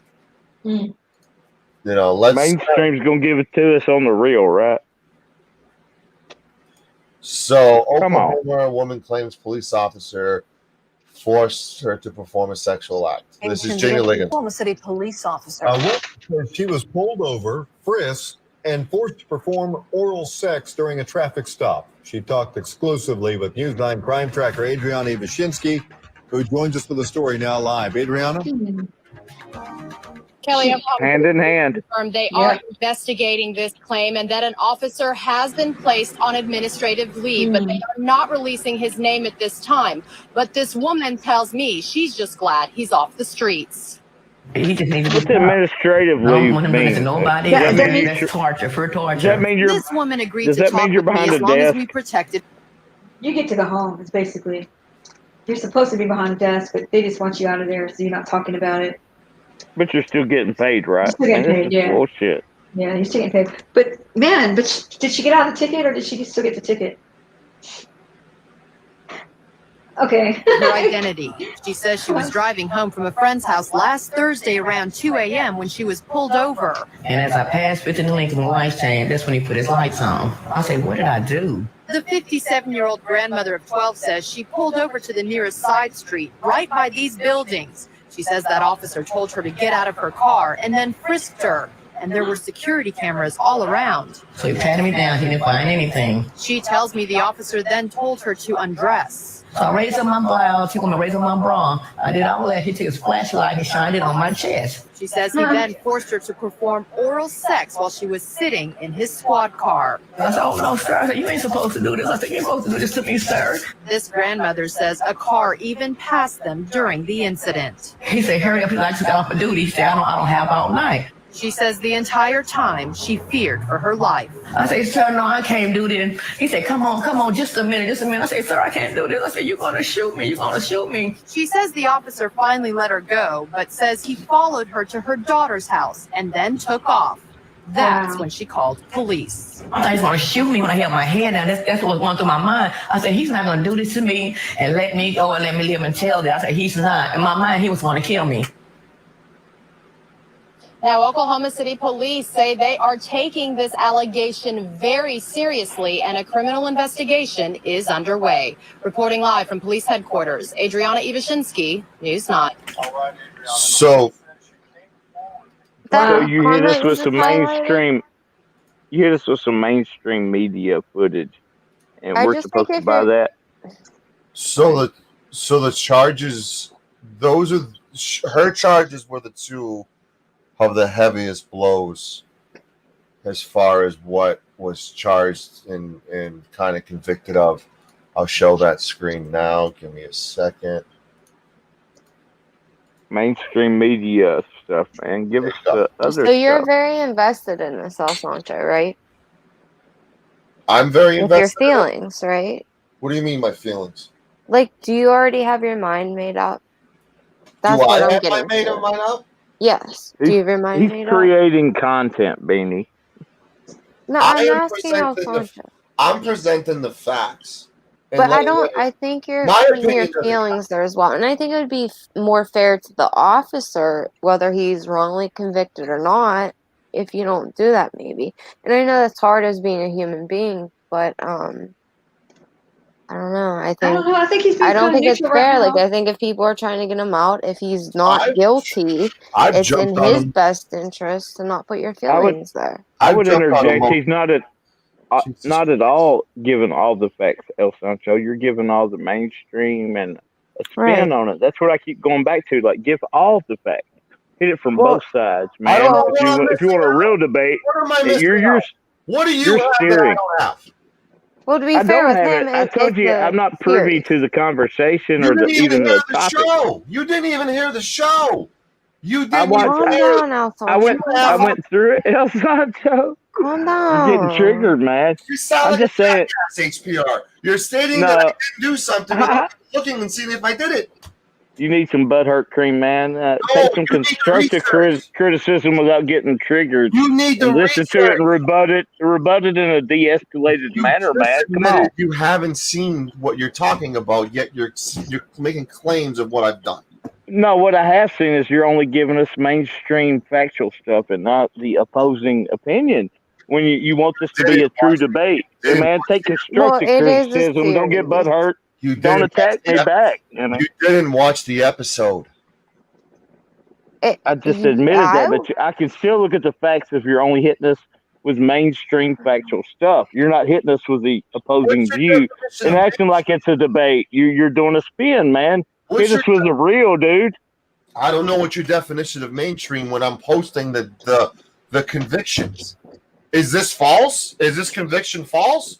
Is there anything you can tell me that's not? I mean, you got. I don't know. Elaborate. I've seen a lot of things you put forth, and but it's all like, do you have the entire thing unedited, and then you back it up with mainstream media footage? You know what I'm saying? So that's where the spin factor comes in from my point. That's the reason I changed my name to Spin Doctor. Well, You you have to do receive realize. me, man, but I'm not taking it. Well, I'm not a comply now and complain later dude. I'm a, right. Stand up dude. You Stand do your realize, ground dude. Well, you do realize that the opening of the series, I played the mainstream media reports on purpose because I want to refresh people on what they've probably already heard or seen, and B, I want to present both sides of the fence. I went after Daniel multiple times tonight on both on the post show and the show you didn't listen to about the I things he's done skimmed through it. I'd agree that you've kind of done that, but you've been riding the fence way heavier on one side. Give me an example of that. Yeah, it's my I agree. opinion. Give me an That's example. my opinion too. I just think like if you just leave your feels out of it and present what you have, Okay. Give me an example. Your feels out of it, Beanie. That's righteous. Sancho, you got triggered by just me challenging you. HBR, can someone give me an example? You already said pretty much you think he's innocent, correct? Is that what I said? You pushed to that way, right? My opinion doesn't matter. Well, you're the one that's promoting all of this, our correct? opinions stink like shit. I'm the one presenting Wow. facts. Okay. I'm presenting facts. You're presenting facts that you most relate to, though. It's skewed a little bit. You're throwing some out there, and you're trying to be open, and I appreciate and respect it, man. Give me an example. But there is you're still under your indoctrination of Kool-Aid, like we all are, right? Okay, now I'm confused because I can't figure out if he wants him to be innocent or if he wants him to be guilty. So I don't know which way he's going. HPR, give me an example. I think he wants it to be an open dialogue to figure out for yourself, but I think he's skewing it a certain way to possibly be a puppet master to make you believe one way rather than the other by not having. Well, get all the facts, not just what you read on Google in the mainstream spin. That's where I'm coming from. So what did I miss? I just think like maybe before, like it's a four-part series, correct? Yes. Yeah, so maybe like let us all hear the whole series before you give your feelings regarding. And I know it's hard because you're only human. You're only human. That comes back onto us of not doing our research, right? You know, if they're out there, we should have already been there. We can't hold that against them because we're not. You kind of are. You kind of are right now, and I'm trying to ask, what am I not covering? And nobody has any answers of what I think when you brought up her mugshot, viewpoint. you were saying, look at how she looks. What do looks matter? It doesn't. You already got corrected on that once. I never made fun of her looks. I made fun of her demeanor. Okay, I'm not going to say make fun of. You brought up her looks, okay, which was and how her demeanor. What was the reason of bringing her mugshot up? My argument would be to answer your question, El Sancho, is you're not bringing the opposing view as heavy as you are what you claim to be the fact, the viewpoint. You're one sided. You show a little bit, but it seems to fit a narrative, and it's got to be a lot deeper than what you're showing us fully. That's a skimmed opinion, because you've admitted that you skimmed. Yeah, opinion. Yeah, you're right. I'll give you that. That's a skimmed opinion when you didn't watch the episode. I'll give you that. And you haven't researched the case at all, so It's you know what I'm saying? I said that on the forefront, but I can still exhibit, other things. How can you exhibit something without showing you've done it? I mean, you haven't watched the show, you haven't done any research, and you're saying that I'm leaning towards one way. Well, you're wrong. I've done some research. I skimmed through your show, and I've made that and I'm asking plain. And I also read the Google headline of the case, and I tried to be a little bit as informed as I could before I jumped up here. So and you're trying to backpedal because being called out on the tactics you're using against it. Alfonso, I don't think anyone's trying to come at you in a bad way. I'm not trying to come at you in a bad way. Yeah. Right. I just think we're just trying to, give our opinions on whether, you're doing it correctly regarding your channel. If the guy is really innocent, like it could be hurting him more to put your feels in it. And I get it, you're only human. So if you've researched it, I get it. Oh my God, my phone's about dead and I have to work early. Y'all be good at it. Take it till you make it, El Sancho. I'm just kidding, man. I love you, brother, man. Do what you do, man. Respect and I love you. Peace. Have a good night.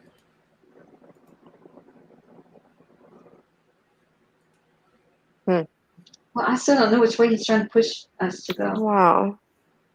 I'm lost. I am as well.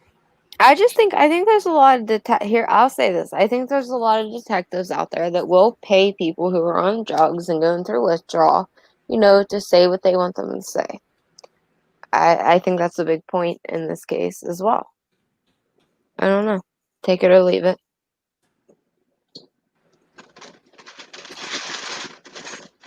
I want to play one last call. Okay, so I'm gonna jump off panel because you're not taking what I'm saying very respectfully. So I disagree. I'm listening. I'm just gonna, you just keep ignoring me. That's fine. Don't leave. I'm trying to Why play are you audio. leaving? I'm trying to play audio. Don't leave me. Well, then play the goddamn audio and I'll jump off. It's fine. I was just trying to put my input into it. It's fine. Obviously, you don't want it. I don't know why you would think that. I'm listening to you. I'm a good listener. Thank you for your input. All right, you ready for this one? So let's play this. This is Carla Rain's allegations. This is really. Was this before or after the last ladies? This was during. This is August 15, 2014. Okay. So we already went through the timeline of where it is. Kind of check out this interview. Keep in mind the investigators went through a list that kind of trail and track Daniel Holtzclaw for 6 months. And this is another approach / interview going on right now.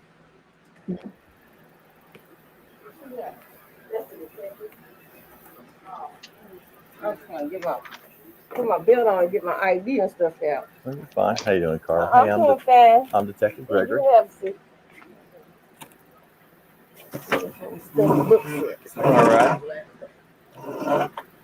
Well, I didn't think I was kind of being clear about what I was asking. That's the reason I wanted to meet you face to face. Yeah, because I ain't, like I said, I cleaned my life up, so I haven't been, I don't know, 2000, this is my ID. But I was telling you, I had lost my ID, but this is my current address, this address. But my last ID, see, I was supposed to call and report it, I forgot it, because that's what happened to me before, because I ain't had no warrants or nothing. I didn't want nobody to try to use my name. Oh, Lord. And we done got stopped and they taken me to jail for robbing a bank or something. So you're wanting your ID back? Is that... No. I lost my ID. I was just you lost it? Yeah, this is a new one and I lost my old one. It's okay. Okay.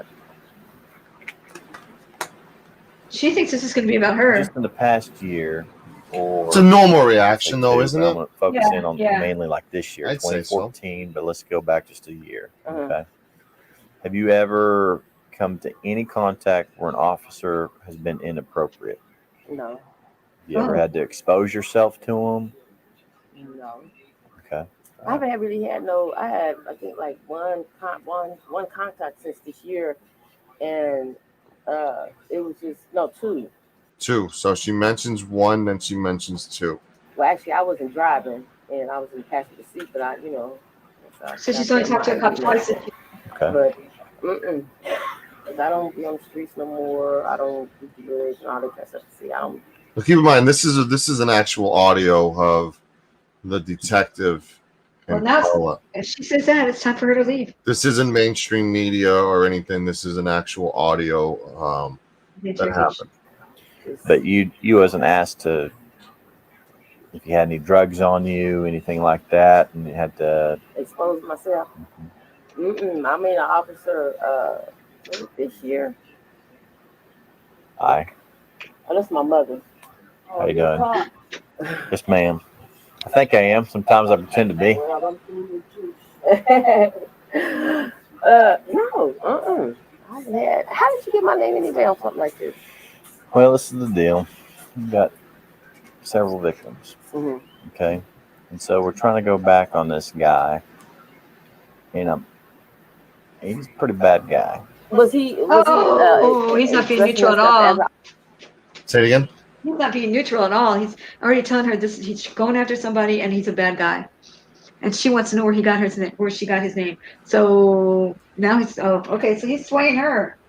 Do you agree or disagree with that, Beanie? Oh, Benny left. Oh, Benny left. I didn't know she left. I have the other screen going, so. Don't you think he's persuading her? He's saying, well, we're trying to find this bad. He's a bad guy, and he's been doing this. No comment. Okay. Officer or all prostitutes. Oklahoma. Do what? Oklahoma. All these white folks is crazy. As far as, cause I haven't really been on the streets and stuff that much. So, but I mean, I know what you're talking about. I just couldn't be talking from her, but I know what you're talking about as far as, but I haven't, you know, what was he, what you mean, expose himself as far as like ask for prostitution or, Not even necessarily for prostitutes, but he tries to. He's having women do different things. Oh, Lord. They gonna go to jail if they do a favor for him. He would. There you go. Okay, I know what you're talking about. Within the past year, I really can't really recall. And how I come across your name is that anybody with like anybody he's been running. Okay. Now we kind of came up with a list. Oh, okay. See the list? So it's been The list. The problem is, So that's the list. We've already learned that the list is about 6 months ago. But he's told her too much already. 6 months. Well, this is the interesting part, in my opinion, with the amount of TMI that the investigators provide. It's just my humble opinion. Just my humble opinion. Don't want to ruin anyone's freedom. This is the only area that I was in. And I guess like about 3 or 4 months, because I had went to detox when they first started. Now she's going to go on and on. But then from 19th, the 20th, I was down to maybe 17th in this area. That was the area that I was, that's the area, the main area that I was in prostitution. And I mean, you have some men stop with themselves already exposed. And, you know, what they'll have you play with them, you know, how they stand on they play with themselves. And it's a couple men that does that. They play with themselves. They already have their self exposed when they stop you. What is she talking about? She's just going off the record, off the track. Through the window. And it's been a couple of men that does that. Yeah. No, he's got to reel her in. I don't know if there'd be cops. Very important part coming up. That's like He's beyond. got to reel her in. Watch this. Now, sometimes, you know, I never had a uniform officer. There's only one officer. There's only one officer. Uh-oh. One officer. You know, a few years back, he used to, this was before OU was only going to 16th Street and that. He was a black cop. Black cop. Did you see what Daniel looks like? He's white. He looks like a Jackie. Yes. You can see right there in the picture. Yep. So she said something she's only heard of one person do now a long time ago, and it was a black dude. She's stating black guy. Mm-hmm. Daniel is white, over 6'4", Asian, white. The whole nine. I could just Beanie threw me off. Yeah, you're off your game now. I'm gonna wrap up in a minute. She absolutely threw me off. I was listening to everything she said, asking for examples of why I was doing what I was doing, explained that I didn't make fun of somebody's appearance like she said I did. And then I went quiet to find this audio, and she leaves and throws me off and makes me feel like shit. They used to come around here, you know, but like say is that screen playing? See, you know, hosting a show when you do share screen, It's tough. You can't just focus on one screen. No, it's hard. It's such a hard thing to do. And I don't have my camera on, so no one can see if I'm paying attention to people when I really am. He got stopped by him, but he didn't question me. But he's just like. And this show's kind of hard because you have so much outside sources that you have to bring in and keep lined up. Deciphering it, going And through it. then you know it's somewhere and then you lose it and you have to go look for it again. Deciphering it, going And trying to through make the show go real smooth and everything because you're trying to keep it in order. It's hard to do that. Yeah. By the way, I've been on for fucking 5 hours already, and this show has been on for 2.5. So I've been on for 7.5 hours. And I just caught you. Yeah. I did a noon show for almost 3 hours. I saw you on my live stream. Huh? You were on one of my live streams, weren't you? You called me in the middle of my live stream. Oh, I did? Okay, I didn't even know This you were was a live stream where we broke down everything with the expert. I missed it. I'm going to have to go back and look. Yeah, that's what it was. And my whole point was like, without being able to state how I'm being biased, I don't think you should. Well, I don't, I just came into it. I was busy working on myself today. So I don't know. I couldn't tell which way you were. I couldn't tell if you're on his side or not his side. So I didn't think you were being biased because I couldn't tell. I have an opinion, but like everybody, I am looking to get my opinion changed by going through the facts. And everything that I've been presented right now by the advocates that are presenting me with this evidence, I am deciphering and breaking down and having issues with some and not having issues with others. All right.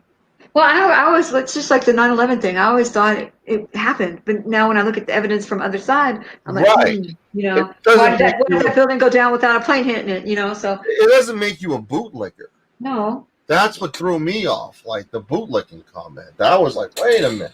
I've been doing this for 7.5 hours today, and I'm bootlicking. Like, that bothered the fuck out of me. Close a breast on him before, but as far as him threatening to arrest somebody or they, I've never seen that before, but. Well, and the short list that we've had, a lot of them, something's happened. Yeah. Oh, yeah. And no one came forward or anything. We had to go to them. Yeah. And so that's why. Why? Because you know what? It's like this. If they do come forward, a lot of times you got to know what they got to deal with. What you guys don't see what we have to deal with. You know what I'm saying? They want to say like they want to search you or they search the car or something like that. And it could cause you a lot of problems out here. Especially the women that be out here. Even it's like you walking down the street sometime. I even got stopped. I used to live right here on 14th and McKellar. So did you notice the show black man comment? Mm-hmm. That's super important right there. Well, it's just showing that. Does she come later? Does this woman come later and testify against him? She changes her story. Changes her story. The good thing about her was it was not guilty on that. She, like these people that come forward, a lot of times when cops ask for their help, they really genuinely want to help. They really want to help. And, they want their 15 minutes of fame too. But if we're looking at the stories changing. She shouldn't have been allowed to testify against him because it was completely like there was no pressure for her to lie. Right. There. No pressure at all, yet she lied and said, I mean, I can factually say she lied because Daniel Holtzclaw is not a black man. Right. And not only that, she said she's been clean and she's only seen cops a couple of times. That could be a lie too. Right. And one of the other bombshells that we kind of dropped tonight, like their whole case is falling apart, the prosecution's case, isn't it? Because we're doing a series on the investigators and their performance and how they did and all that stuff. Right. But they only let stuff come in that's going to favor them. They won't if they find somebody innocent, they're not going to use any of the innocent statements. They're going to use all the ones that will nail them. They don't have to prove innocence; they have to prove guilt. So they're not going to bring any innocent stuff into it. Right. Well, they're going to present guilty stuff. Keep in mind, she denied 7 times that she was a victim of Daniel. Yep. She said the only officer who sexually accosted her was a black cop. A long time ago, different part of town. Why is she in that name? Why is she included in this? I think that's legitimate questions. She wants to be part of it. That's why. That's a legitimate questions in my opinion of why. They're saying how important it was that they want him off the force, so she wants to help. Yeah, can you get me that? Kate, can you get me that name again? Because we have a very interesting bombshell that was dropped today. Kate says, maybe a black man did expose himself to her a few years ago, but that doesn't fit Holtzclaw. So that is an interesting logic. I need, can you get me the officer's name, Kate? Oh, the black guy that did it? Well, the advocate experts went through a lot of possibilities of who could this officer be that fits that description. Oh, I see. And I'm waiting for her to type the name in so I can put it in and do a search of. Because it's very important to get that. I know we talked about it earlier, but my brain's fried right now. All right, so that was Alexander Edwards. So Alexander Edwards. You want to learn about Alexander Edwards? Ooh. Thank you. He's probably a really he's probably a bad guy, huh? So when the advocate expert team kind of looked at the roster of Oklahoma City, looked at any potential fits, they found a former Oklahoma City police lieutenant admits giving prostitute information on sting operation. This is a black man, Alexander Edwards, a former Oklahoma City police lieutenant, will spend 5 years on probation for soliciting a prostitute and warning her about an ongoing sting known as Operation Cross Country X. Alexander Sinclair Edwards, 38, of Oklahoma City, admitted to texting the woman about a prostitution investigation info. Court records show. Edwards pleaded guilty to 2 felony computer crimes and 2 misdemeanor counts of soliciting a prostitution and obstruction an officer in the performance of official duties. Beanie went live, by the way. Oh no! Yeah, my ears are already ringing. I did this, I did that. I'm probably gonna be a monster on that. I'm not noticing what you're doing wrong, so I'm probably gonna be and I think nice too. I think it was offensive that I asked her what did I do wrong. And then when she pointed out that I was making fun of someone's looks by pointing out a mugshot. Well, we were talking about her body language too. I never made fun of anyone's looks. I never made fun of anyone's looks, is my point. And then I asked what else did I do wrong, and then she left, and now she's doing a live stream probably bashing me. So Edwards pled guilty to 2 felony computer crimes and 2 misdemeanor counts of soliciting prostitution and obstructing an officer in the performance of official duties. This person named Kith, or I can't pronounce it. Kathy. Yep. How do you say her name? Is that a man or woman? I don't know. I'm sorry if I. It looks like it's got to be a guy. Okay. Kate's a woman. Okay. She knows a lot about this case. Yes. She was on earlier. She's the one with Okay. She's the one with me for the 4-part series. She actually spoke to Daniel today. Wow, that's pretty cool. And so is she advocating a new trial, or is she just hanging out, or presenting all of the evidence? Nice. She thought he was guilty at first as well. And now she's changing her mind. The evidence, once she looked into the evidence, which is at her disposal, which is what she's showing, right? That's kind of changes things, Nice. Prosecutors allege Edwards gave the woman, Kiana Mongi, now 22, sensitive information about the federal investigation in Oklahoma City in October 2016. Edwards also was accused of communicating with her at the time of the prostitution investigation about hiring her for sex acts. Yeah, it's so funny how you find all this stuff after the trial, and sometimes you show this stuff to the jury, and they're like, "Oh my God, I never would have voted guilty had I heard this." This stuff isn't pieced together like it should be. Right. This is an article in 2016 makes no mention of Daniel Holtzclaw at all. You picked a very hard case to start with your first one. You should have done one easier. Exactly. You should have done one easier than this. I'm not going to be perfect doing it. It's tough. You have to jump all around on this one. Well, she gave me her opinion privately, which I respected and agreed with and was okay with it. And then she hopped on and gave it publicly. But publicly, I asked her to back up what she said. And she hops off and does a live feed now bashing me, probably. She said you weren't paying the proper attention to her. I have my camera off.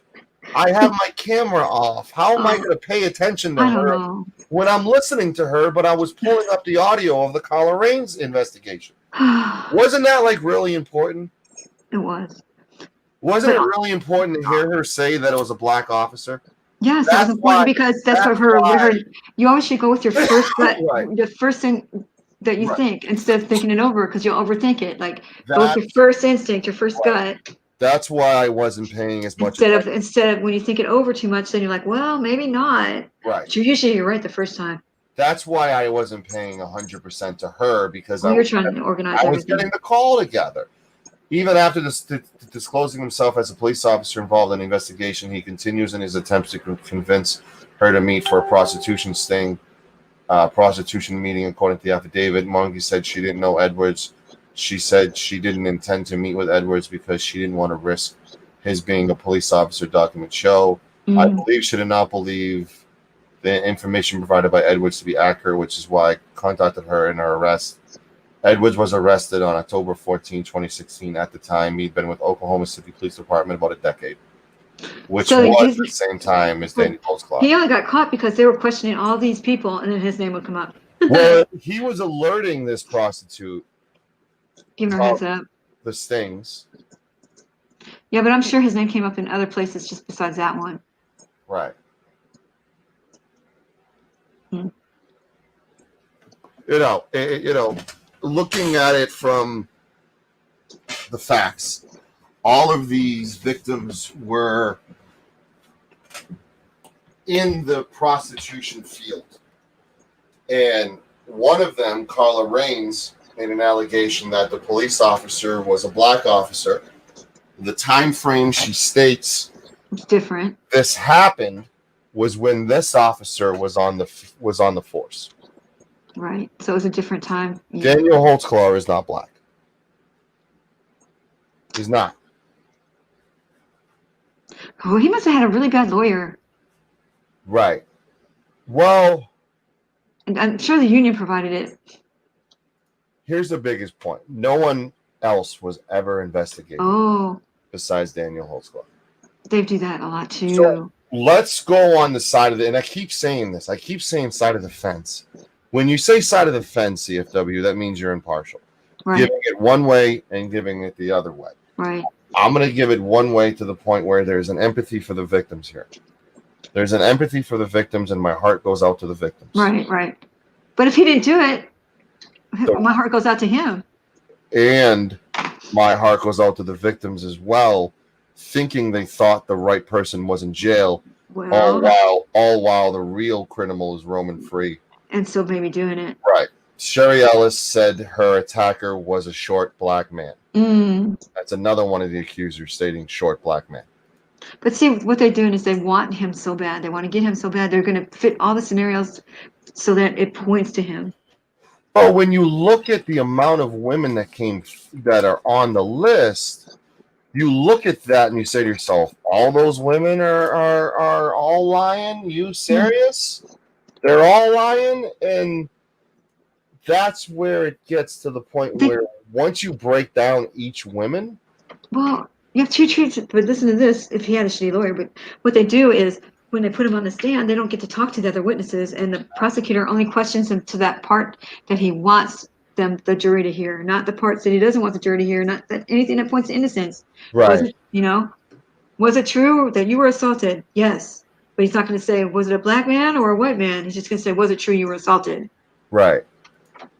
Well, we're looking at Ferguson happening right after Ferguson.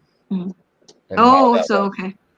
Yeah. Now, when you look at Sherry Ellis and you look at her alleged description of her attacker, to the vehicle that he was driving, to the mathematics behind it, the AVL data and all that, the car that was described in her testimony wasn't the same car Daniel was driving. And they missed it. The lawyer missed it. He should have hammered her on that. And the short black man comment as well should have been hammered by the lawyer. Yeah. It should have been jumped on more. Yeah, yeah. So there's. She should have been made to say right in court, was it a small black man or a white man? Which is it, lady? Right. That's an incompetent lawyer. He deserves a new trial just because of that. That's the big thing. I mean, she went out of her way and stated him as a short black man. And the jury just missed it because they want to please the DA. They always want a conviction. They always want to make take the crime off the street. He has the right guy. We're going to do what this DA tells us. Right. Well, here we go. So let me show you this screen real quick. There's just so much to show. Oh, and Kay says, my heart goes out to the victims because we have no idea how they were coerced. They have no idea how they were coerced. Yep. That's what we're seeing a lot of. But look at the type of person they coerced. Did they get a smart person? Or Well, did they everybody get was people... going after the interviewer, like the investigator style and technique, and I was as well. And everybody agreed with that. Right. August 5th, 2014, this episode. So we look at Holtzclaw Cruiser. Ellis alleges she was stopped by Oklahoma City police officer Daniel Holtzclaw in the early morning hours of May 7, 2014, near Northeast 17th and North Highland Drive, and forced to perform oral sex. She says that she was transported a couple blocks away and vaginally raped in a public park before being told to have a nice night as the officer drove away. But there's some significant problems with Ellis's allegations. For one, she describes her attacker as a short black male police officer. Daniel Holtzclaw is 6'2", pale white in complexion. Ellis also claims the officer who attacked her was driving a different model of patrol car than Holtzclaw was actually driving. Then there's his patrol car GPS. While it places him in the area, host Brian Bates explains why it would be impossible for Holtzclaw patrol car to be where prosecutors insist the rape took place. Well, there's some doubt right there. What is... Oh. Yeah. I hate to see an innocent man in jail, too. Yeah. I mean, and they didn't even know they were victims, really, until they were approached and told they were victims. I mean, look at... You know what I'm saying? They didn't come forward. They went after them to find out if they were a victim. Yeah. They didn't come forward, right? They didn't come They were forward. approached. Right. I think the jury was intimidated by the mob at the trial. They were shouting, "Racist cop, give him life." I'm sure the jury was intimidated. I'm wondering if that interview was even part of the evidence that was posed to the jury. That's probably a great not. question. And the jury was like, when they're they're the jury because you're not supposed to be talking to them. They have big signs on it say, "I'm a jury." Right. Jury. So that, of course, they were kind of nervous. I mean, we're dealing with women that we some of them are mentally challenged. Right. And women that aren't necessarily valued by society, even though, because Right, because everybody's valuable, but they're vulnerable too. Right, but when I was called by those two that I was called of being kind of biased, like the fact is, and Kate even posted it right here. In your defense, El Sancho, anything you pull from Bates' website, which is what I grabbed, Brian Bates' website, who's probably going to be on this series in a few weeks probably, is backed up by supporting documents in the link above the episode. Like everything is supported by links. So this guy is That's what I kept pointing out to HPR. Okay. Like there's a link here. There's the OCN here. Everything's here. He's the guy that's picking it apart. Bates is like picking it apart, right? Trying to find, okay. He's Holtzclawtrial.com. He's the one, along with Kate and Rhonda and all these great individuals, are scratching and clawing to get the facts out there. Well, I'd like to know how Kate decided to pick this case. To help this guy. How did she? Well, tune in next week, or okay, I'll find out. Join the Discord. You can chat with her there. Oh, I don't have time for Discord. But I'm not challenge her. I don't want to challenge her. No, ask her a question. At one point, the judge had to advise the jury to disregard the protesters. Oh, that's how loud it was. That's how the protest. If someone tells me don't look at them, I'm going to look. I'm going to turn into a pillar of salt. Exactly. I'm going to turn into a pillar of salt for sure. But the jurors were. I mean, now did I show you how the rioting and how the crazy? No, but here's another good question. What was the jury makeup? Was it an all white jury, an all black jury, women, men? All whites. Okay. All white. That's a terrible defense lawyer. Yeah, I mean that's the question. Is looking at the defense lawyer, et cetera, and going on from there makes you wonder. does. It makes you wonder. So let me just play the one thing that I played earlier. How did I not hear about this? I must have been. What year? I don't know what I was doing that year. It was a big story. I can't believe I didn't know anything about it. It was a. I must have been busy that year. Yeah, it was a big story. So let me play this part right. What was I doing that year? Was it 2013? Yeah. Well, no, this was he was a private investigator. Hold on. What was it? When was the trial?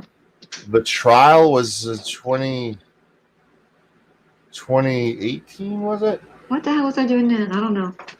Was the trial 2018? It's getting late. It's 1 a.m. for me. So, all right, let me play this. Yeah, let me play this. I started my show at 12 o'clock noontime, but I haven't gone straight. Okay, let's play this and then you can go. I haven't gone straight out. Whoa. So let's play this video and get everyone's thoughts on it.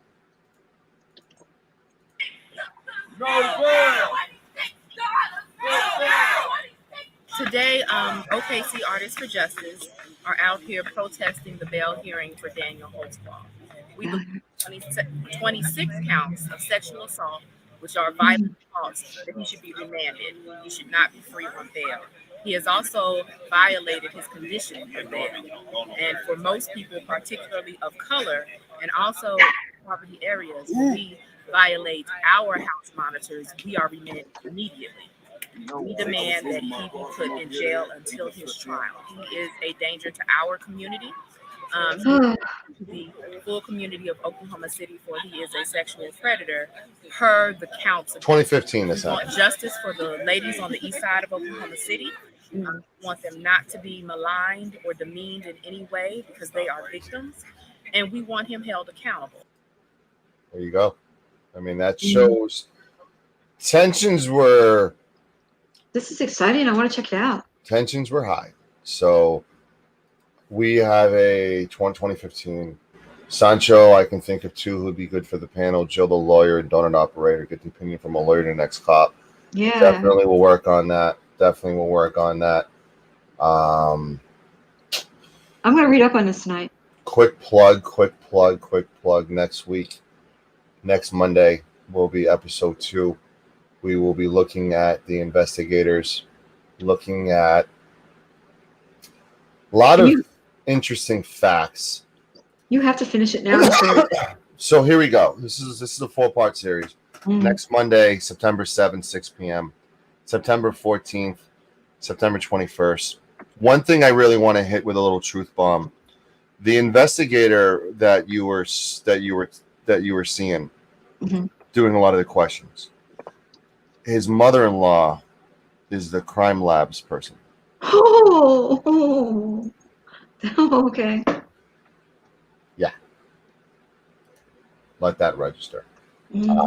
Earlier, we actually broke down his tactical gear compared to a couple of the allegations that were made and how it was made. We broke down what he was wearing. It does not look like a short black male to me.